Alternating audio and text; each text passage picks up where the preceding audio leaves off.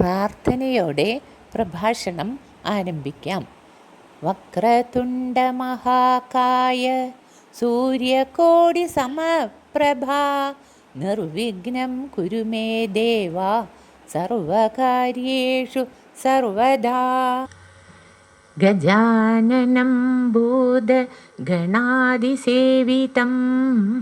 കപിത്തജംബൂഫലസാരഭക്ഷിതം ഉമാസുതം ശോകവിനാശകാരണം നമാമി വിഘ്നേശ്വരപാദപങ്കജം.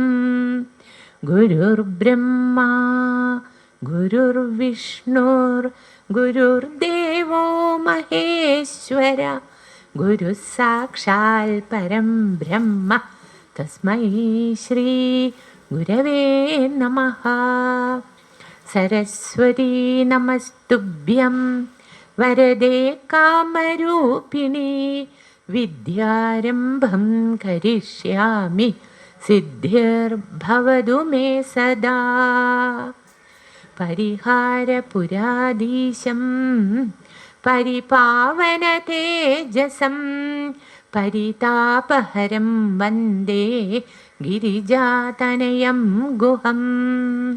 കൃഷ്ണായ വാസുദേവായ ദേവകീനന്ദനായ ച നന്ദഗോപകുമാരായ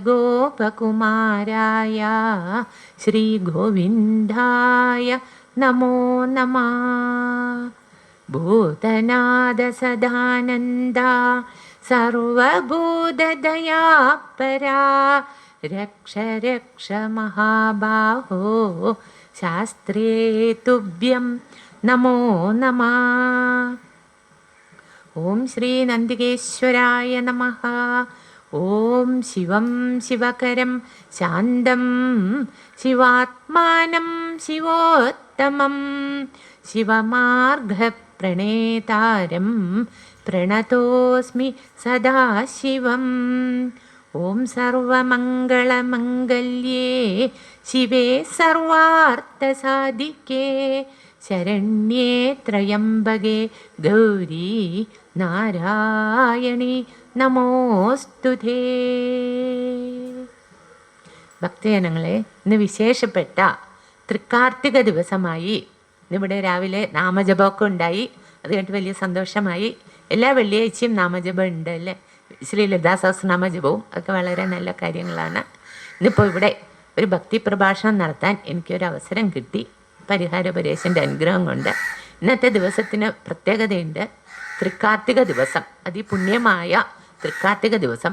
എൻ്റെ കാര്യത്തിൽ ഒരു പ്രത്യേകത എന്തെന്ന് വെച്ചാൽ, ഞാൻ ഈ ഭക്തി പ്രഭാഷണം ആദ്യമായി ആരംഭിച്ചത് 2003 ഡിസംബർ 13 അങ്ങനെ 21 കൊല്ലം തികയുന്ന ഇന്ന് അതേ ഡിസംബർ 13 തൃക്കാർത്തിക ദിവസമായ ഒരു പ്രഭാഷണം നടത്താൻ ഭഗവാന്റെ ശ്രീ പരിഹാരപരേശൻ്റെ തിരുനടയിൽ ആരംഭിച്ച ഈ തിരുനടയിൽ തന്നെ ഇന്ന് വീണ്ടും പുനരാരംഭിക്കാൻ സാധിച്ചതിൽ വലിയ സന്തോഷം. അപ്പോൾ നമുക്ക് ഈ തൃക്കാർത്തികയുടെ സവിശേഷതകൾ, അന്നത്തെ പുണ്യം എന്തൊക്കെയാണെന്ന്, ഐതിഹ്യങ്ങൾ, പല പല വിശേഷങ്ങളുള്ള ദിവസമാണെന്ന്. സുബ്രഹ്മണ്യ സ്വാമിയെ കുറിച്ച് പറയുമ്പോൾ, സുബ്രഹ്മണ്യ സ്വാമി തിരു അവതാരം ചെയ്ത ദിവസമാണ് വൃശ്ചിക മാസത്തിലെ തൃക്കാർത്തിക. തൃക്കാർത്തികയും പൗർണമിയും കൂടെ ചേർന്ന് വരും സാധാരണ. ഇപ്രാവശ്യം പൗർണമി വരുന്നത് നാളെ വൈകിട്ടാണ്. സുബ്രഹ്മണ്യ സ്വാമി തിരുവവതാരം ചെയ്ത് തൃക്കാർത്തികയും പൗർണമിയും ചേർന്ന തൃക്കാർത്തിക ദിവസമാണ് നമ്മൾ തൃക്കാർത്തിക ദിവസം പ്രധാനമായി കൊണ്ടാടുന്നു. അത് സുബ്രഹ്മണ്യ സ്വാമി തിരുവവതാരം ചെയ്തത്. പിന്നെ ശിവഭഗവാന്റെ കഥ നോക്കുമ്പോൾ, ശിവഭഗവാൻ അഗ്നിലിംഗമായി തിരുവണ്ണാമലയിൽ പ്രത്യക്ഷപ്പെട്ടത് ഈ തൃക്കാർത്തിക ദിവസമാണ്. ദേവി ഭഗവതിയുടെ കാര്യം നോക്കുമ്പോൾ ലക്ഷ്മി ദേവിയുടെ തിരുവവതാരമായും പറയുന്നു. ലക്ഷ്മി ദേവിയുടെ തിരുവവതാരം നമ്മുടെ ദീപാവലി സമയത്ത് ധൻത്രയോദശിയിലാണെന്നും ഇന്നാണെന്നും പറയുന്നു. എന്തായാലും ലക്ഷ്മി കടാക്ഷത്തിന് ഇന്നൊരു പുണ്യമായി ലക്ഷ്മി പൂജ ചെയ്യുന്നതും വീട്ടിൽ പ്രത്യേകം ലക്ഷ്മി വിളക്ക് വയ്ക്കുന്നതും വളരെ നല്ലതാണ്. പിന്നെ ദേവി ഭഗവതി ദേവി ക്ഷേത്രങ്ങളിലെല്ലാം ഇന്ന് വളരെ വിശേഷമാണ്. എന്താണെന്ന് വെച്ചാൽ, ഗോപികമാർ ഭഗവാനെ വല്ലഭനായി കിട്ടാൻ വേണ്ടി ധനുമാസം മുഴുവൻ ഒരു വ്രതം ആചരിച്ചു. ആ വ്രതം ആരംഭിച്ചത് വൃശ്ചികത്തിലെ തൃക്കാർത്തികയും പൗർണമിയും ചേരുന്ന ദിവസമാണ്. അങ്ങനെ എല്ലാം കൊണ്ടും വളരെ ഗോപികന്മാർ ദേവിയോട് പ്രാർത്ഥിച്ചു കൃഷ്ണനെ ലഭിക്കണേന്ന്. കൃഷ്ണൻ തന്നെയാണ് അവരുടെ മുമ്പിൽ പ്രത്യക്ഷപ്പെട്ടത്. അത്രയും ഭക്തവത്സലനാണ് ശ്രീകൃഷ്ണ ഭഗവാൻ. ഇന്നത്തെ ദിവസം നമുക്ക് എന്തുകൊണ്ടും വളരെ പുണ്യമായ ദിവസമാണ്. എല്ലാ ദേവീദേവന്മാരുടെയും അനുഗ്രഹത്തിനായി നമുക്ക് പ്രാർത്ഥിക്കാൻ ഏറ്റവും ഉത്തമമായ ദിവസമാണ്. ഇന്ന് കാർത്തിക വിളക്ക് വെക്കുന്നത് വളരെ നല്ലതാണ്. സന്താനങ്ങൾക്കും നമ്മുടെ സഹോദരന്മാർക്കും വളരെ നല്ലതാണ്. ഇന്ന് തൃക്കാർത്തിക ദിവസം നമ്മുടെ സന്താനങ്ങൾക്ക് വേണ്ടിയും നമ്മുടെ സഹോദരങ്ങൾക്ക് വേണ്ടിയും വിളക്ക് വയ്ക്കുന്നത് വളരെ നല്ലതാണ്. അതിനൊക്കെ വിശേഷപ്പെട്ട കഥകളുണ്ട്. ഈ പുരാണങ്ങളിൽ പറയുന്ന കഥകൾ എല്ലാം അതുപോലെ നടന്നു എന്നല്ല നമ്മൾ മനസ്സിലാക്കേണ്ടത്. പുരാണങ്ങളിൽ പറയുന്ന കഥകളെല്ലാം നമുക്ക് തത്വം മനസ്സിലാക്കി കഥാരൂപേണ തത്വം നമുക്ക് പറഞ്ഞു തരുന്നതുമാണ്. ശ്രീ വേദവ്യാസ മഹാമുനി നമ്മുടെ ഗുരുവായ അദ്ദേഹം 18 പുരാണങ്ങൾ രചിച്ചു. ഈ പുരാണങ്ങൾ മുഴുവൻ കഥകളാണ്. ഈ ആദ്യം അദ്ദേഹം വേദത്തിനെ 4ആയി പകുത്തു. ആ 4ആയി പകുത്തു കൊണ്ടാണ് വേദവ്യാസൻ എന്ന പേര് വന്നത്. എന്നിട്ടും വേദങ്ങളുടെ തത്വം അങ്ങനെ പറഞ്ഞ ആളുകൾക്ക് ഗ്രഹിക്കാൻ ബുദ്ധിമുട്ടാണ്. അപ്പോൾ അതിനെ കഥാരൂപത്തിൽ 18 പുരാണങ്ങളായി അദ്ദേഹം മാറ്റി. ആ പുരാണങ്ങളിൽ ഓരോ കഥയ്ക്കും ഓരോ തത്വമുണ്ട്. ആ തത്വം മനസ്സിലാക്കാനാണ് കഥകൾ പറയുന്നത്. അപ്പം എല്ലാ കഥകളും അതുപോലെ നടന്നിട്ടുണ്ടോ എന്നതല്ല, ആ കഥയിലെ തത്വം എന്താണെന്നാണ് നമ്മൾ ഗ്രഹിക്കേണ്ടത്. സ്കന്ദപുരാണം വളരെ ബൃഹത്തായ പുരാണമാണ്. അതിലാണ് സുബ്രഹ്മണ്യ സ്വാമിയുടെ തിരുവവതാരവും എല്ലാം പറഞ്ഞിട്ടുള്ളത്. അപ്പോൾ സുബ്രഹ്മണ്യ സ്വാമിയുടെ തിരുവവതാരം എങ്ങനെ നടന്നു എന്നതിനെക്കുറിച്ച് നമുക്ക് ചുരുക്കി പറയാം. ഭഗവാൻ ദക്ഷ പ്രജാപതി, ബ്രഹ്മദേവന്റെ സന്താനമായ ദക്ഷ പ്രജാപതി ശ്രീ പരമേശ്വരനെ അനേക കാലം തപസ് ചെയ്ത് അദ്ദേഹത്തിൽ നിന്നും അനേകം വരങ്ങൾ വാങ്ങി സന്തോഷമായിട്ട് ജീവിക്കുകയായിരുന്നു. അങ്ങനെ കുറേ കാലം കഴിഞ്ഞപ്പോൾ ഭഗവാന്റെ പ്രീതി കൊണ്ട് കുറേ മഹത്വമൊക്കെ വന്നപ്പോൾ താൻ ഭഗവാനേക്കാളും വലുതായോ എന്ന് ദക്ഷപ്രജാപതിക്ക് തോന്നിത്തുടങ്ങി. അങ്ങനെ ഇരിക്കുമ്പോൾ ദക്ഷപ്രജാപതി ശ്രീ മഹേശ്വരനെ തീരെ ബഹുമാനിക്കാതെയായി. സാധാരണ ജനങ്ങളിൽ ഉണ്ടാവുന്ന കാര്യം തന്നെയാണ്. കാരണം ദക്ഷപ്രജാപതിയെ മാതൃകയാക്കി കഥാരൂപേണ പറയുകയാണ്. നമ്മൾ കുറേയൊക്കെ ഈശ്വരനോട് പ്രാർത്ഥിച്ചു, ചിലർക്കൊക്കെ കുറേയൊക്കെ പ്രാർത്ഥിച്ചും പ്രാർത്ഥിച്ചിട്ടായാലും പ്രാർത്ഥിക്കാതെ ആയാലും പൂർവ്വപുണ്യം കൊണ്ടായാലും കുറച്ചൊക്കെ ജീവിതത്തിൽ നമുക്ക് നേട്ടങ്ങൾ വന്നു കഴിഞ്ഞാൽ ഈശ്വരനെ അങ്ങോട്ട് മറക്കും. ഈശ്വരനെ മറന്ന് താനാണ് ഈശ്വരനെക്കാളും വലുത് എന്ന് ചിന്തിക്കുന്ന കുറേ പേരൊക്കെ ഉണ്ട്. അവർക്ക് ഉദാഹരണമായിട്ടാണ് ദക്ഷപ്രജാപതിയുടെ കഥ പറയുന്നത്. അപ്പോൾ ദക്ഷപ്രജാപതിക്ക് പരമശിവനേക്കാളും താൻ കേമനായി എന്നൊരു തോന്നൽ. അതിനൊരു കാര്യവും ഉണ്ടായി. ദക്ഷപ്രജാപതിക്ക് ചന്ദ്രനോടൊരു ദേഷ്യം വന്നു. ദക്ഷപ്രജാപതിയുടെ 27 പെൺകുട്ടികളെയും ചന്ദ്രഭഗവാനാണ് കല്യാണം കഴിച്ചു കൊടുത്തത്. എല്ലാവരെയും ഒരുപോലെ കാണണമെന്ന് പറഞ്ഞെങ്കിലും രോഹിണിയോടും കാർത്തികയോടും കൂടുതൽ ഇഷ്ടം കാണിച്ചു. അതിൽ ദേഷ്യം വന്ന ദക്ഷപ്രജാപതി ചന്ദ്രനെ ശപിക്കുകയാണ്, നീ ക്ഷയിച്ച് ഇല്ലാതാകട്ടെ എന്ന്. ഈ പരമേശ്വരനെ അഭയം പ്രാപിച്ചപ്പോൾ പരമേശ്വരൻ ദക്ഷന്റെ ശാപം വൃഥാവാവില്ല, അപ്പം ക്ഷയിച്ചില്ലാതായി. ഒരു ദിവസം കാണുകയില്ല. അന്നാണ് അമാവാസി. പിറ്റേന്ന് മുതൽ വളർന്ന് പൂർണ്ണചന്ദ്രനാവും. അന്നാണ് പൗർണമി എന്ന് വരം കൊടുത്തു. ഇതുകൊണ്ടാണ് ദക്ഷപ്രജാപതിക്ക് മഹേശ്വരനോട് ശിവഭഗവാനോട് ദേഷ്യം വന്നത്. അങ്ങനെ കുറേ കാലത്തിന് ശേഷം ദക്ഷന്റെ മകളായ സതീദേവി ശിവഭഗവാനെ സ്വയംവരം ചെയ്യുകയാണ്. അത് ദക്ഷന് തീരെ ഇഷ്ടമുണ്ടായിരുന്നില്ല. കല്യാണം കഴിഞ്ഞതും സതീദേവി ശിവഭഗവാനോടുകൂടെ കൈലാസത്തിലേക്ക് പോയി. ദക്ഷൻ പിന്നീട് അവരെ വിളിച്ചിട്ടുമില്ല, അവർക്ക് വേണ്ട ഉപചാരങ്ങൾ ചെയ്തിട്ടുമില്ല. ശിവഭഗവാൻ സതീദേവിയുടെ ദാക്ഷായണിയുടെ അചഞ്ചലമായ ഭക്തിയിൽ പ്രീതനായിട്ടാണ് ദാക്ഷായണിയെ സ്വീകരിച്ചത്. ഇനി ദക്ഷൻ തന്നെ ബഹുമാനിക്കുന്നില്ലയോ, ഇതൊന്നും ശിവഭഗവാൻ ഒരു വിഷയമേ അല്ല. അപ്പം ദൈവത്തിനോട് നമ്മൾ ദൈവത്തിനെ ദേഷിക്കുന്നുണ്ടോ, നമ്മൾ ദൈവത്തിനെ സ്നേഹിക്കുന്നുണ്ടോ? ദൈവത്തിന് എല്ലാവരും ഒരുപോലെയാണ്. പിന്നെ എന്തുകൊണ്ടാണ് ചിലർ കഷ്ടപ്പെടുന്നത് വെച്ചാൽ നമ്മുടെ കർമ്മബലം, പൂർവ്വജന്മാർജിത കർമ്മം കൊണ്ട് നമ്മൾ കഷ്ടപ്പെടുന്നു. ആ കഷ്ടപ്പാടിൽ നിന്നും കരകയറാൻ ദൈവത്തിനെ മനംനൊന്ത് വിളിച്ചാൽ ദൈവം അനുഗ്രഹിക്കും. ദൈവത്തിനെ വിളിക്കാത്തവരെയും വിളിക്കുന്നവരെയും ഒരുപോലെയാണ് കാണുന്നതെങ്കിലും നമ്മൾ ദൈവത്തിനെ വിളിക്കുമ്പോൾ നമുക്ക് കൂടുതൽ അനുഗ്രഹം കിട്ടും. ദൈവത്തിന് ആരെയും വ്യത്യാസമില്ല, സ്ത്രീ പുരുഷ ഭേദമില്ല, ഉയർന്ന ജാതി താഴ്ന്ന ജാതി എന്നേ ഇല്ല. ദൈവത്തിന് ഉച്ചനീചത്വമേ ഇല്ല. ഈ ജാതി വ്യവസ്ഥയൊക്കെ മനുഷ്യരുണ്ടാക്കിയതാണ്.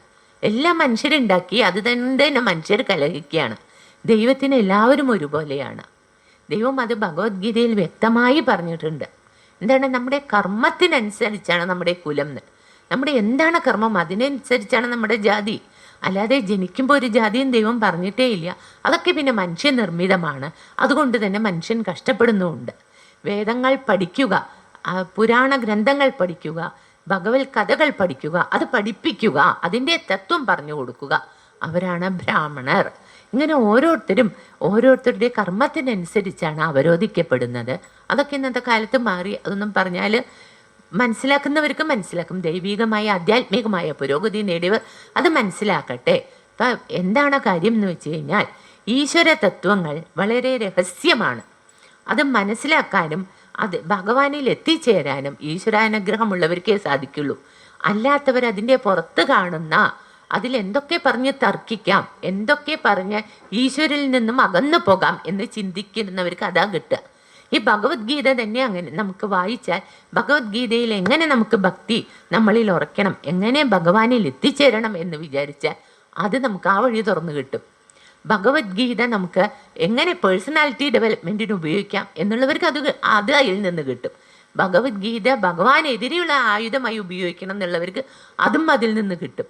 അതായത് ആരാണോ ഭഗവാനെ മോശമായി ചിത്രീകരിക്കാൻ ആഗ്രഹിക്കുന്നത് അവർക്ക് അതും കിട്ടും ഭഗവത്ഗീതയിൽ നിന്നും. എന്താണ്? അയാൾക്ക് നശിക്കാനുള്ള വഴി അയാൾ തന്നെ സ്വയം തിരഞ്ഞെടുക്കുകയാണ്.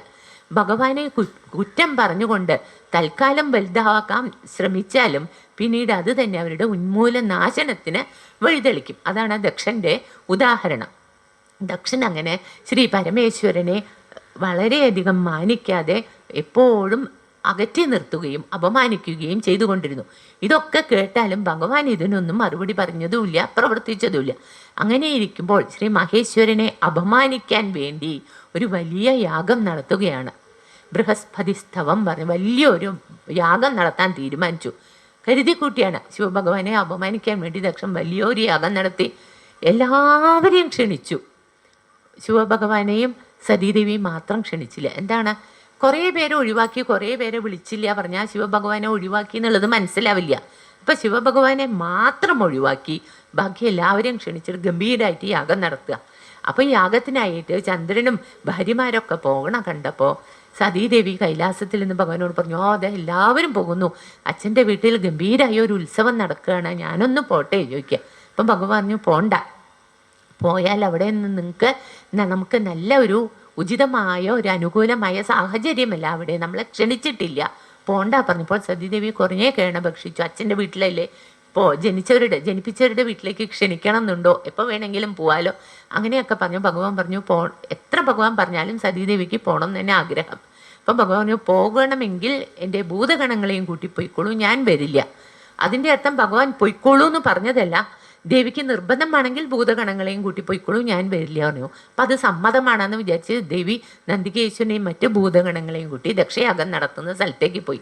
അവിടെ പോയതും ദക്ഷൻ അപമാനിക്കാൻ തുടങ്ങി. അമ്മയോ സഹോദരിമാരോ അകത്തേക്ക് വാ, ഇരിക്കുക എന്നൊന്നും പറഞ്ഞില്ല.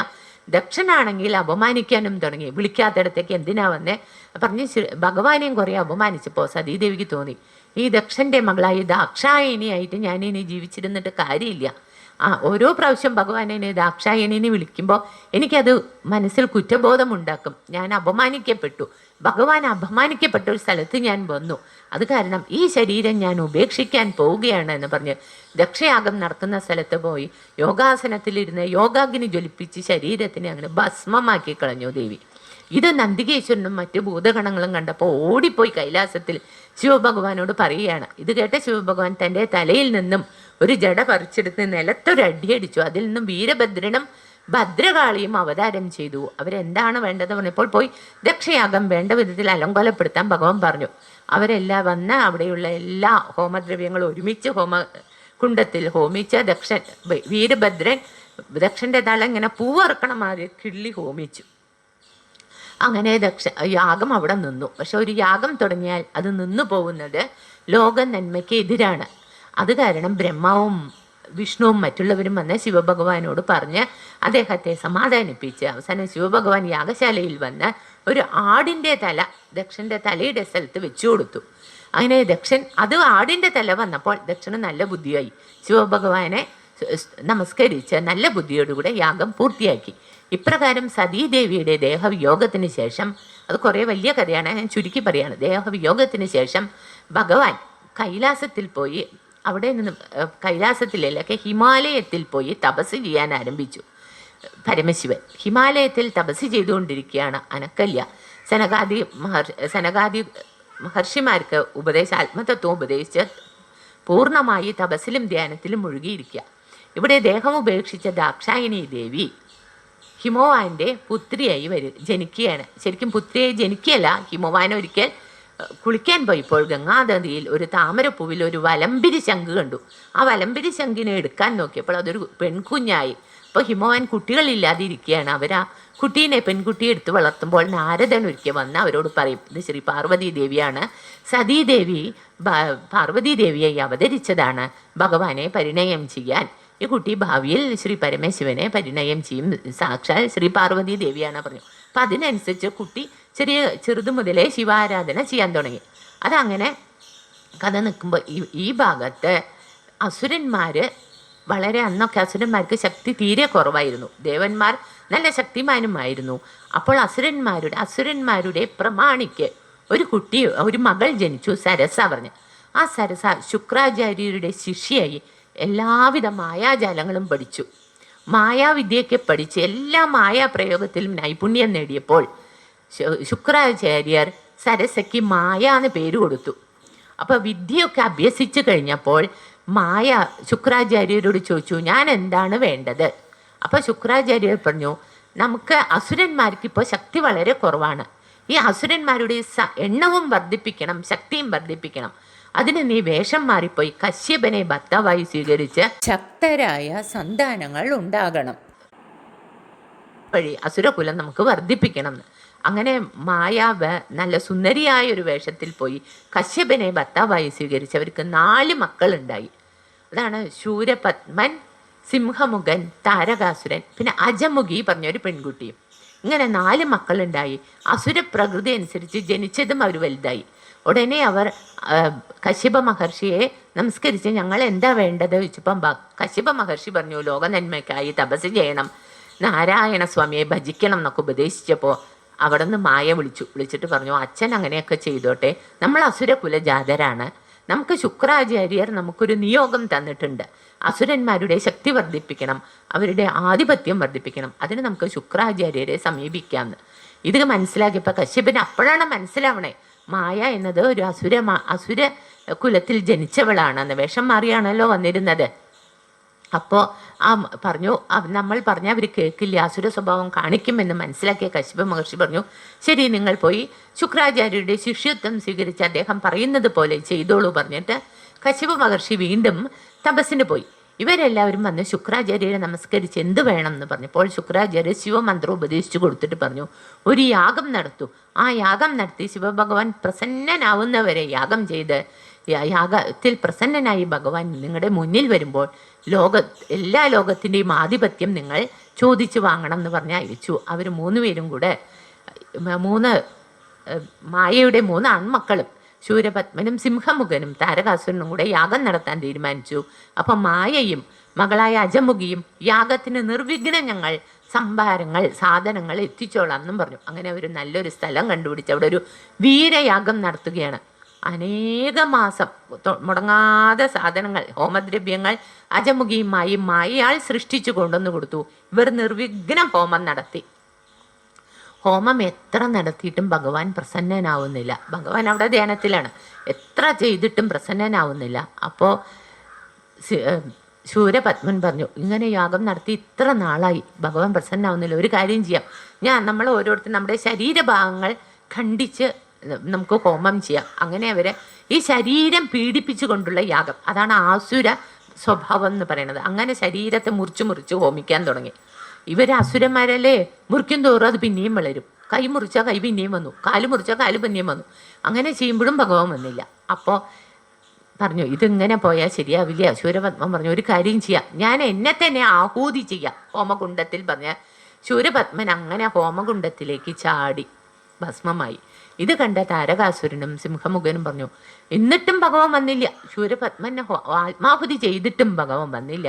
എന്നാ ഒരു കാര്യം ചെയ്യാം, നമുക്ക് രണ്ടുപേർക്കും കൂടെ ആത്മാഹുതി ചെയ്യാം. കാരണം ഗുരു പറഞ്ഞത് നമുക്ക് പരമശിവനെ പ്രത്യക്ഷപ്പെടുത്തി വരം വാങ്ങണമെന്ന. ഭഗവാൻ എന്തായാലും വരുന്നില്ല, നമുക്കും ആത്മാഹുതി ചെയ്യാം എന്ന് പറഞ്ഞിട്ട് അവരും കൂടെ ചാടാൻ തുടങ്ങിയപ്പോൾ പരമശിവൻ പ്രത്യക്ഷനായി. അവർ നിങ്ങളുടെ ഭക്തിയിൽ ഞാൻ പ്രീതനായി, എന്താ വേണ്ടേ ചോദിച്ചു. അനുഗ്രഹിച്ചപ്പോൾ ആദ്യം തന്നെ ശൂരപത്മൻ ജീവനോടെ വന്നു. ഇനി എന്താ വേണ്ടേ ചോദിച്ചപ്പോൾ അവർ പറഞ്ഞു, അവരാദ്യം ചോദിച്ചത് ഞങ്ങൾക്ക് മരിക്കാതിരിക്കണം. എല്ലാ ലോകത്തിൻ്റെയും ആധിപത്യമൊക്കെ ചോദിച്ചു വാങ്ങി. അതെല്ലാം കഴിഞ്ഞിട്ട് പറഞ്ഞു മരിക്കാതിരിക്കാനുള്ള വരം വേണമെന്ന്. അപ്പം ഭഗവാൻ പറഞ്ഞു, ജാതസ്യ ഹി ധ്രുവോ മൃത്യു, ജനിച്ചാൽ നിങ്ങൾ മരിച്ചിരിക്കണം. എല്ലാവർക്കുമുള്ള തത്വമാണത്. ജാതസ്യ ഹി ധ്രുവോ മൃത്യു. ഇത് മനുഷ്യന്മാരെല്ലാവരും എപ്പോഴും ഓർക്കേണ്ട കാര്യമാണ്. നമ്മളുടെ ഈ ശരീരം പറയുന്നത് ഒരു വണ്ടിയാണ്, ശകടമാണ്. ഈ ശകടത്തെ നയിക്കുന്നത് ആരാണ്? സാക്ഷാൽ ഭഗവാൻ ഉള്ളിലിരുന്നു കൊണ്ട് നമ്മളെ നയിക്കുകയാണ്. പക്ഷേ ഈ ശകടത്തിൽ നിന്നും ആത്മചൈതന്യം ഒരു ദിവസം പോവും, അന്നവിടെ വീഴും. ജാതസ്യ ധ്രുവോ മൃത്യു. അതെന്നാ സംഭവിക്കുക നമുക്കറിയോ? അറിയില്ല. അതാണ് ശ്രീമദ് ഭാഗവതത്തിൻ്റെ തുടക്കത്തിൽ തന്നെ മരണം ആസന്നനായിരിക്കുന്ന ഒരാൾ എന്ത് ചെയ്യണം എന്നാണ് പരീക്ഷിത് മഹാരാജാവ് ചോദിക്കുന്നത്. മരണ ആസന്നനായിരിക്കുന്നു എന്ന് പരീക്ഷത്തിന് അറിയാൻ കഴിഞ്ഞു, 7 ദിവസം കൊണ്ട് മരിക്കുന്നത്. വേറെ ആർക്കെങ്കിലും അറിയാൻ കഴിയുമോ? നടന്നു പോകുന്ന വഴിക്ക് വീണ് മരിക്കുന്നവരുണ്ട്. എത്രയാണ് നമ്മൾ പേപ്പറിൽ കാണുന്നത്, എന്തൊക്കെ മരണങ്ങളാണ് കാണുന്നത്. മരണത്തിനെ കുറിച്ച് പറഞ്ഞാൽ അതൊരു മഹാ അത്ഭുതമാണ്. അങ്ങനെ മഹാ അത്ഭുതമായിട്ടും അതൊന്നും നമ്മളെ ബാധിക്കില്ല വിചാരിച്ച് നമ്മൾ ജീവിക്കുന്നത് അതിലും വലിയ അത്ഭുതം. എവിടെയൊക്കെ സംഭവിച്ചാൽ ഇതൊന്നും നമുക്ക് സംഭവിക്കില്ല എന്ന് പറഞ്ഞിട്ട് മുന്നോട്ട് ജീവിക്കുന്നു. മായയിൽപ്പെട്ട് നമ്മൾ ഭൗതിക സുഖ സൗകര്യങ്ങൾക്ക് വേണ്ടി, ലൗകികമായ നേട്ടങ്ങൾക്ക് വേണ്ടി മുന്നോട്ട് പോകുന്നു എന്നുള്ളതാണ് ഏറ്റവും വലിയ അത്ഭുതം. ഇതിലും വലിയ അത്ഭുതം വേറെ പറയാനില്ല. മനുഷ്യന്മാർ കണ്ണിന് നേരെ കാണുന്നു ആളുകൾ വീണ് മരിക്കുന്നതും, തമ്മിൽ തല്ലി മരിക്കുന്നതും, യുദ്ധം ചെയ്ത് മരിക്കുന്നതും, ആക്സിഡൻറ്റിൽ മരിക്കുന്നതും, അസുഖങ്ങൾ വന്ന് മരിക്കുന്നതും.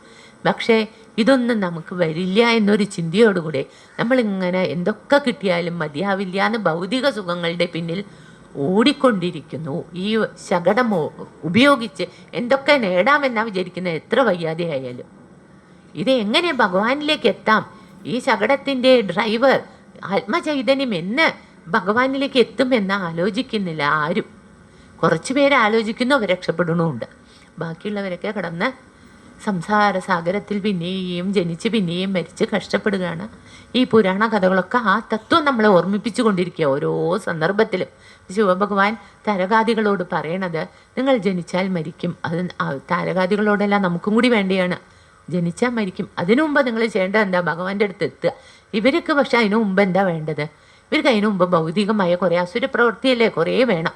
അപ്പോൾ പിന്നെ അവർ 3 പേരും കൂടി നിന്ന് ആലോചിക്കുക, എങ്ങനെയാണ് ഇപ്പോൾ മരണത്തിന് അതിജീവിക്കാൻ കഴിയില്ല, പിന്നെ എന്ത് ചെയ്യണം എന്ന് പറഞ്ഞു. അപ്പോൾ അവർക്കറിയാം സതീദേവി വിയോഗത്തിന് ശേഷം ഭഗവാൻ തപസ്സിലാണ്. അപ്പോൾ അവർ ഒരു ഉപായം ആലോചിച്ചിട്ട് ഭഗവാനോട് പറഞ്ഞു, അങ്ങയുടെ കുമാരനെ കൊണ്ട് ഞങ്ങൾ മരിക്കാം, വേറെ ആരും ഞങ്ങളെ കൊല്ലാൻ പാടില്ല. ഭഗവാൻ അത് കേട്ടപ്പോൾ മനസ്സിലായി, ഇവരുടെ സാമർത്ഥ്യം മനസ്സിലായി. ഭഗവാൻ ചിരിച്ചിട്ട് അങ്ങനെ ആവട്ടെ പറഞ്ഞിട്ട് ഭഗവാൻ അവിടെ നിന്ന് അപ്രത്യക്ഷനാവുകയും ചെയ്തു. അതിനു മുമ്പേ ഇവർ എല്ലാ 108 അണ്ടങ്ങളുടെയും അതീശത്വമൊക്കെ വാങ്ങി വെച്ചിട്ടുണ്ട്. ഇങ്ങനെ ഒരുപാട് വരങ്ങൾ വാങ്ങിയിട്ട് അവർ വന്ന് അസുരഗുരുവിനെ പ്രണമിച്ചപ്പോൾ അസുരഗുരു പറഞ്ഞു, നന്നായി, ഇനി നമുക്ക് അസുരവംശത്തിനെ പ്രബലപ്പെടുത്തണം. നിങ്ങൾ പോയി ദേവേന്ദ്രനെയും മറ്റ് ദേവീദേവന്മാരെയും നിങ്ങൾ ആക്രമിച്ച് കീഴ്പ്പെടുത്തണമെന്ന്. അങ്ങനെ ശൂരപത്മനെ അസുരന്മാരുടെ ചക്രവർത്തിയായി ശുക്രാചാര്യർ അഭിഷേകവും ചെയ്തു. തുടർന്ന് അവർ പോയി അളകാപുരിയിൽ പോയി ആദ്യം കുബേരനെ തോൽപ്പിച്ച് കുബേരൻ്റെ ധനം മുഴുവൻ കൊള്ളയടിച്ചു. പിന്നെ അമരാവതിയിലേക്ക് പോവുക ഇന്ദ്രനെ തോൽപ്പിക്കാനായിട്ട്. അപ്പോൾ ഇന്ദ്രനും ശചീദേവിയും അവിടെ നിന്ന് വേഗം 2 കുയിലിൻ്റെ വേഷമെടുത്ത് അവരവിടെ നിന്ന് പറന്നുപോയി. അവരെ കിട്ടിയില്ല. എന്നാൽ അവിടെയൊക്കെ കൊള്ളയടിച്ചു. അങ്ങനെ ദേവലോകം മുഴുവൻ കൊള്ളയടിച്ച് ദേവീദേവന്മാരെയൊക്കെ അവരുടെ ദാസ്യന്മാരാക്കി. വിഷ്ണു ഭഗവാൻ അവരോട് ന്യായത്തിൽ നിന്നു. കാരണം ഇവർക്ക് വരവുണ്ട് ശിവഭഗവാന്റെ. അപ്പം ഇവരെ കീഴ്പ്പെടുത്താൻ കഴിയില്ല. അപ്പം തൽക്കാലം ഒരു സന്ധി പോലെ അവരെ നയത്തിൽ നിന്നു. ബ്രഹ്മദേവനും അതെ, അവരെ ഒന്നും കീഴ്പ്പെടുത്താൻ കഴിഞ്ഞില്ല. ബാക്കിയുള്ളവരെ എല്ലാവരെയും കീഴ്പ്പെടുത്തി ഇവർ വളരെ പ്രബലന്മാരായി എല്ലാവരെയും ഉപദ്രവിച്ചുകൊണ്ട് ജീവിക്കുക. അപ്പോൾ ഇന്ദ്രനും ഇന്ദ്രാണിക്കൊന്നും ഇരിക്കാൻ പോലും സ്ഥലമില്ല, നാട് വിട്ടോടേണ്ടി വന്നു. അവരങ്ങനെ അവിടെ ഇവിടെയും മുളയായിട്ടും മയിലായിട്ടും കുയിലായിട്ടും ഒക്കെ ഓടി നടക്കുക. അങ്ങനെ അവർ ദേവീദേവന്മാരെല്ലാം ബ്രഹ്മദേവരോടും മഹാവിഷ്ണുവിനോടും സങ്കടം പറയാം, ഞങ്ങളെങ്ങനെ ഇത്ര കാലം എങ്ങനെ കഴിയും, അടിമപ്പണി എടുത്തും കൊണ്ട് എങ്ങനെ ജീവിക്കും പറയുമ്പോൾ അവരൊക്കെ കൂടെ ശ്രീ മഹേശ്വരനെ കണ്ട് സങ്കടം ഉണർത്തുകയാണ്. കുറേ കാലത്തിന് ശേഷമാണ്, കഥ കുറേ നടക്കും. അതിന് ശേഷം അവർ വന്ന് ശിവഭഗവാനോട് സങ്കടം പറയാണ്, അങ്ങയുടെ കുമാരനെ കൊണ്ടേ വധിക്കുള്ളൂ, അങ്ങ് തപസ് ചെയ്യാണ്, എന്താ വേണ്ടേ എന്ന് ചോദിക്കുമ്പോൾ ഭഗവാൻ പറയും, കാത്തിരിക്കൂ, സമയം വരുമ്പോൾ ഞാൻ പാർവതി പരിണയം നടത്തുന്നു. ഇവിടെയാണെങ്കിൽ അവരങ്ങനെ പോയി. ഇവിടെയാണെങ്കിൽ പാർവതി ദേവിയെ കഠിനമായ തപസ് ചെയ്തുകൊണ്ടിരിക്കുക, ശിവഭഗവാനെ പതിയായി ലഭിക്കണം എന്ന് പറഞ്ഞാൽ. ഇവരിങ്ങനെ പോയപ്പോൾ ഈ ഇന്ദ്രനൊക്കെ ഒരു ബുദ്ധി തോന്നി, ഒരു സൂത്രപ്പണി നമ്മുടെ കയ്യിലും ഉണ്ടല്ലോ അല്ലേ, ചില കാര്യങ്ങൾക്ക് നമ്മൾ സൂത്രപ്പണിയിൽ വേഗം ചെയ്യാമെന്ന് വിചാരിക്കും. അതുപോലെ ഇന്ദ്രനൊരു സൂത്രപ്പണി തോന്നി. ഭഗവാൻ പാർവതി ദേവി തപസ് ചെയ്യാണ്, മാത്രമല്ല ദിവസം വന്ന് ശിവാരാധനയും നടത്തും. ശിവഭഗവാൻ തപസ്സില. അപ്പം കാമദേവനെ വിളിക്കും, നീ പോയി കാമദേവനോട് ഒരു അമ്പ ചെയ്ത് ശിവഭഗവാന്റെ മനസ്സിനൊരു ചാഞ്ചല്യം കൊടുക്കണം. ഭഗവാൻ പറഞ്ഞിട്ടുണ്ട്, പാർവതി ദേവി ഒരു നാൾ ഞാൻ കല്യാണം കഴിക്കും, അന്ന് നിങ്ങളുടെ ദുഃഖം തീരുന്നു. അപ്പം ആ കല്യാണം ഒന്ന് വേഗത്തിലാക്കാൻ വേണ്ടിയിട്ടാണ് സൂത്രപ്പണി പറയണത്. അത് കേട്ട കാമദേവൻ ആദ്യം മടിക്കും, പറ്റില്ല എന്നൊക്കെ പറയുമ്പോൾ എല്ലാവർക്കും വേണ്ടിയല്ലേ എന്നൊക്കെ പറഞ്ഞ് കാമദേവനെ പറഞ്ഞേക്കും. കാമദേവൻ അവിടെ പോയി ആ ഒരു മലരം പെയ്തപ്പോൾ ആ കൈലാസം മുഴുവൻ പൂത്തുലഞ്ഞ് വസന്തം വന്നു. നല്ല നല്ല മണവും നല്ല കിളികളുടെ ശബ്ദമൊക്കെ ആയിട്ട് മനസ്സിന് ഇളക്കം തട്ടുന്ന ഒരവസ്ഥ എത്തിയപ്പോൾ ധ്യാനത്തിലിരിക്കുന്ന മഹേശ്വരന് മനസ്സിലായി എന്തോ ഇവിടെ സംഭവിച്ചിട്ടുണ്ടെന്ന്. കണ്ണു തുറന്ന് നോക്കിയപ്പോൾ കണ്ടത് ചുറ്റും പൂത്തുലഞ്ഞു നിൽക്കുന്ന ഉദ്യാനവും എല്ലാമാണ്. അപ്പം ഇങ്ങനെ വ്യത്യാസം വരാൻ കാരണം എന്താ നോക്കിയപ്പോൾ കണ്ടു കാമദേവൻ ഒളിഞ്ഞു നിന്ന് അമ്പയ്യ അടുത്ത ശരം എടുത്ത് ഭഗവാനെ അയ്യാൻ നിൽക്കുമ്പോൾ ഭഗവാൻ തൃക്കണ്ണ് തുറന്ന് കാമദേവന് ചാമ്പലാക്കി കളഞ്ഞു. കാമദേവൻ ചാമ്പലായപ്പോൾ രതിദേവി വന്ന് ഭഗവാനോട് ചോദിക്കുക, അയ്യോ എൻ്റെ ഭർത്താവ് മരിച്ചുപോയി, എല്ലാവർക്കും വേണ്ടിയിട്ടാണ് ചെയ്തത്, എന്നിട്ട് എൻ്റെ ഭർത്താവ് മാത്രം ശിക്ഷിക്കപ്പെടുന്നത് ശരിയല്ലല്ലോ. അപ്പം ഭഗവാൻ പറഞ്ഞു, ഞാൻ പാർവതി ദേവിയെ കല്യാണം കഴിക്കുന്ന ദിവസം ജീവൻ നൽകാമെന്ന് പറഞ്ഞു. അങ്ങനെ പിന്നെയും കാലം കഴിഞ്ഞു. പാർവതി ദേവി അങ്ങനെ ഭക്ഷണം പോലും കഴിക്കാതെ ഒരു ഇല മാത്രം കഴിച്ചുകൊണ്ട് തപസ് ചെയ്യാൻ തുടങ്ങി. അങ്ങനെ പാർവതി ദേവിയുടെ തപസ് അതികഠിനമായപ്പോൾ മാത്രമല്ല ഈ ഇന്ദ്രനും മറ്റ് ദേവീദേവന്മാരുടെ എല്ലാം കഷ്ടപ്പാടും കണ്ട് പരമശിവർ തീരുമാനിക്കുകയാണ് പാർവതി ദേവിയെ കല്യാണം കഴിക്കാം. അങ്ങനെ എന്നാലും അതിനു മുമ്പ് ഒന്നും കൂടെ പരീക്ഷിക്കാൻ വേണ്ടി ഒരു ശിവയോഗിയുടെ വേഷത്തിൽ പാർവതി ദേവിയോട് വന്ന് ആശ്രമത്തിലേക്ക് വരിക. അപ്പോൾ പാർവതി ദേവി ആശ്രമം കിട്ടിയാണ് തപസ് ചെയ്യണത്. അപ്പോൾ ശിവയോഗി വന്നപ്പോൾ അകത്തേക്ക് സ്വീകരിച്ചിരുത്തി യഥാവിധി പൂജിച്ച് കാലമൊക്കെ കഴുകി പൂജിച്ചപ്പോൾ അതിനുശേഷം ശിവയോഗി എന്താ വരം വേണ്ടേ ചോദിച്ചപ്പോൾ പറയണേ, എനിക്ക് ശ്രീ പരമേശ്വരനെ കല്യാണം കഴിക്കണം എന്ന് പറഞ്ഞപ്പോൾ ശിവയോഗിയാണെങ്കിലും ശിവനെ കുറ്റം പറയാൻ തുടങ്ങി. അപ്പം ദേവി കാതു പൊത്തിയിട്ട് പറഞ്ഞു, എനിക്ക് ഈ ദൈവത്തിൻ്റെ നിന്ന കേൾക്കണ്ട, അങ്ങ് ഒരു മഹാനാണ് വിചാരിച്ചാണ് ഞാൻ സ്വീകരിച്ചിരുത്തിയത്, എനിക്ക് ഈ നിന്ന കേൾക്കണ്ട എന്ന് പറഞ്ഞപ്പോൾ ഭഗവാൻ ശിവഭഗവാനായി പ്രത്യക്ഷപ്പെടുകയാണ് ദേവിയുടെ മുന്നിൽ. ആ ദിവസമാണ് തിരുവാതിര. ആ തിരുവാതിര ദിവസമാണ് നമ്മൾ തിരുവാതിര നോൽമ്പെടുക്കുന്നത് നെടുമംഗല്യത്തിനും മംഗല്യഭാഗ്യത്തിനും വേണ്ടി. അങ്ങനെ ദേവിയുടെ മുന്നിൽ പ്രത്യക്ഷപ്പെട്ട് പിന്നീട് ബ്രഹ്മദേവരും മഹാവിഷ്ണുവും പോയി ഹിമവാനെ കണ്ട് യഥാവിധി മംഗളമായി ആ വിവാഹം നടക്കും. അതിൽ ആ മംഗളകർമ്മത്തിൽ പാർവതി ദേവിയുടെ സഹോദര സ്ഥാനത്ത് നിന്ന് കല്യാണത്തിന് പൊരി വരിയിടുക പറയും അഗ്നികുണ്ഡത്തിൽ. അത് ചെയ്യുന്നത് മഹാവിഷ്ണുവാണ്. അങ്ങനെ മഹാവിഷ്ണുവിൻ്റെ സഹോദരി സ്ഥാനമാണ് പാർവതി ദേവിക്ക്. അങ്ങനെ വിവാഹം കഴിഞ്ഞ് അവർ കൈലാസത്തിലേക്ക് പോയി. പിന്നെയും മാസങ്ങൾ പലത് കഴിഞ്ഞു, വർഷങ്ങൾ കഴിഞ്ഞു. ശ്രീകുമാരൻ ജനിക്കുന്നില്ല. കുമാരൻ ജനിച്ചാലല്ലേ അസുരന്മാരെ കൊല്ലാൻ ആളായുള്ളൂ. പിന്നെയും ദേവീദേവന്മാർ വന്ന് പാർവതി ദേവിയോട് അപ്പോൾ ആ വിവാഹ ദിവസം തന്നെ രതിദേവി വന്ന് ശ്രീ പരമശിവനോട് പറഞ്ഞു, എൻ്റെ ഭർത്താവിന് ജീവൻ കൊടുക്കണം എന്ന്. പാർവതി ദേവിയും അനുഗ്രഹിച്ചു. അങ്ങനെ കാമദേവന് ജീവൻ കൊടുത്തു. പക്ഷേ ഒരു വ്യവസ്ഥയുണ്ട്, ഇനി ആരുടെ കണ്ണിലും കാമൻ കാണില്ല, മനസ്സിന് മാത്രമേ ബാധിക്കുള്ളൂ. ആരുടെ കണ്ണിലും കാണാതെ ആരുടെ മനസ്സിനും കീഴ്പ്പെടുത്താൻ കഴിയുന്ന രൂപം നൽകി. അതാണ് ഇപ്പോൾ കാമദേവൻ പറഞ്ഞ ഒരു ദേവനെ നമുക്ക് കാണാൻ കഴിയില്ല, മനസ്സിനാണ് ഇളക്കം സംഭവിക്കുക.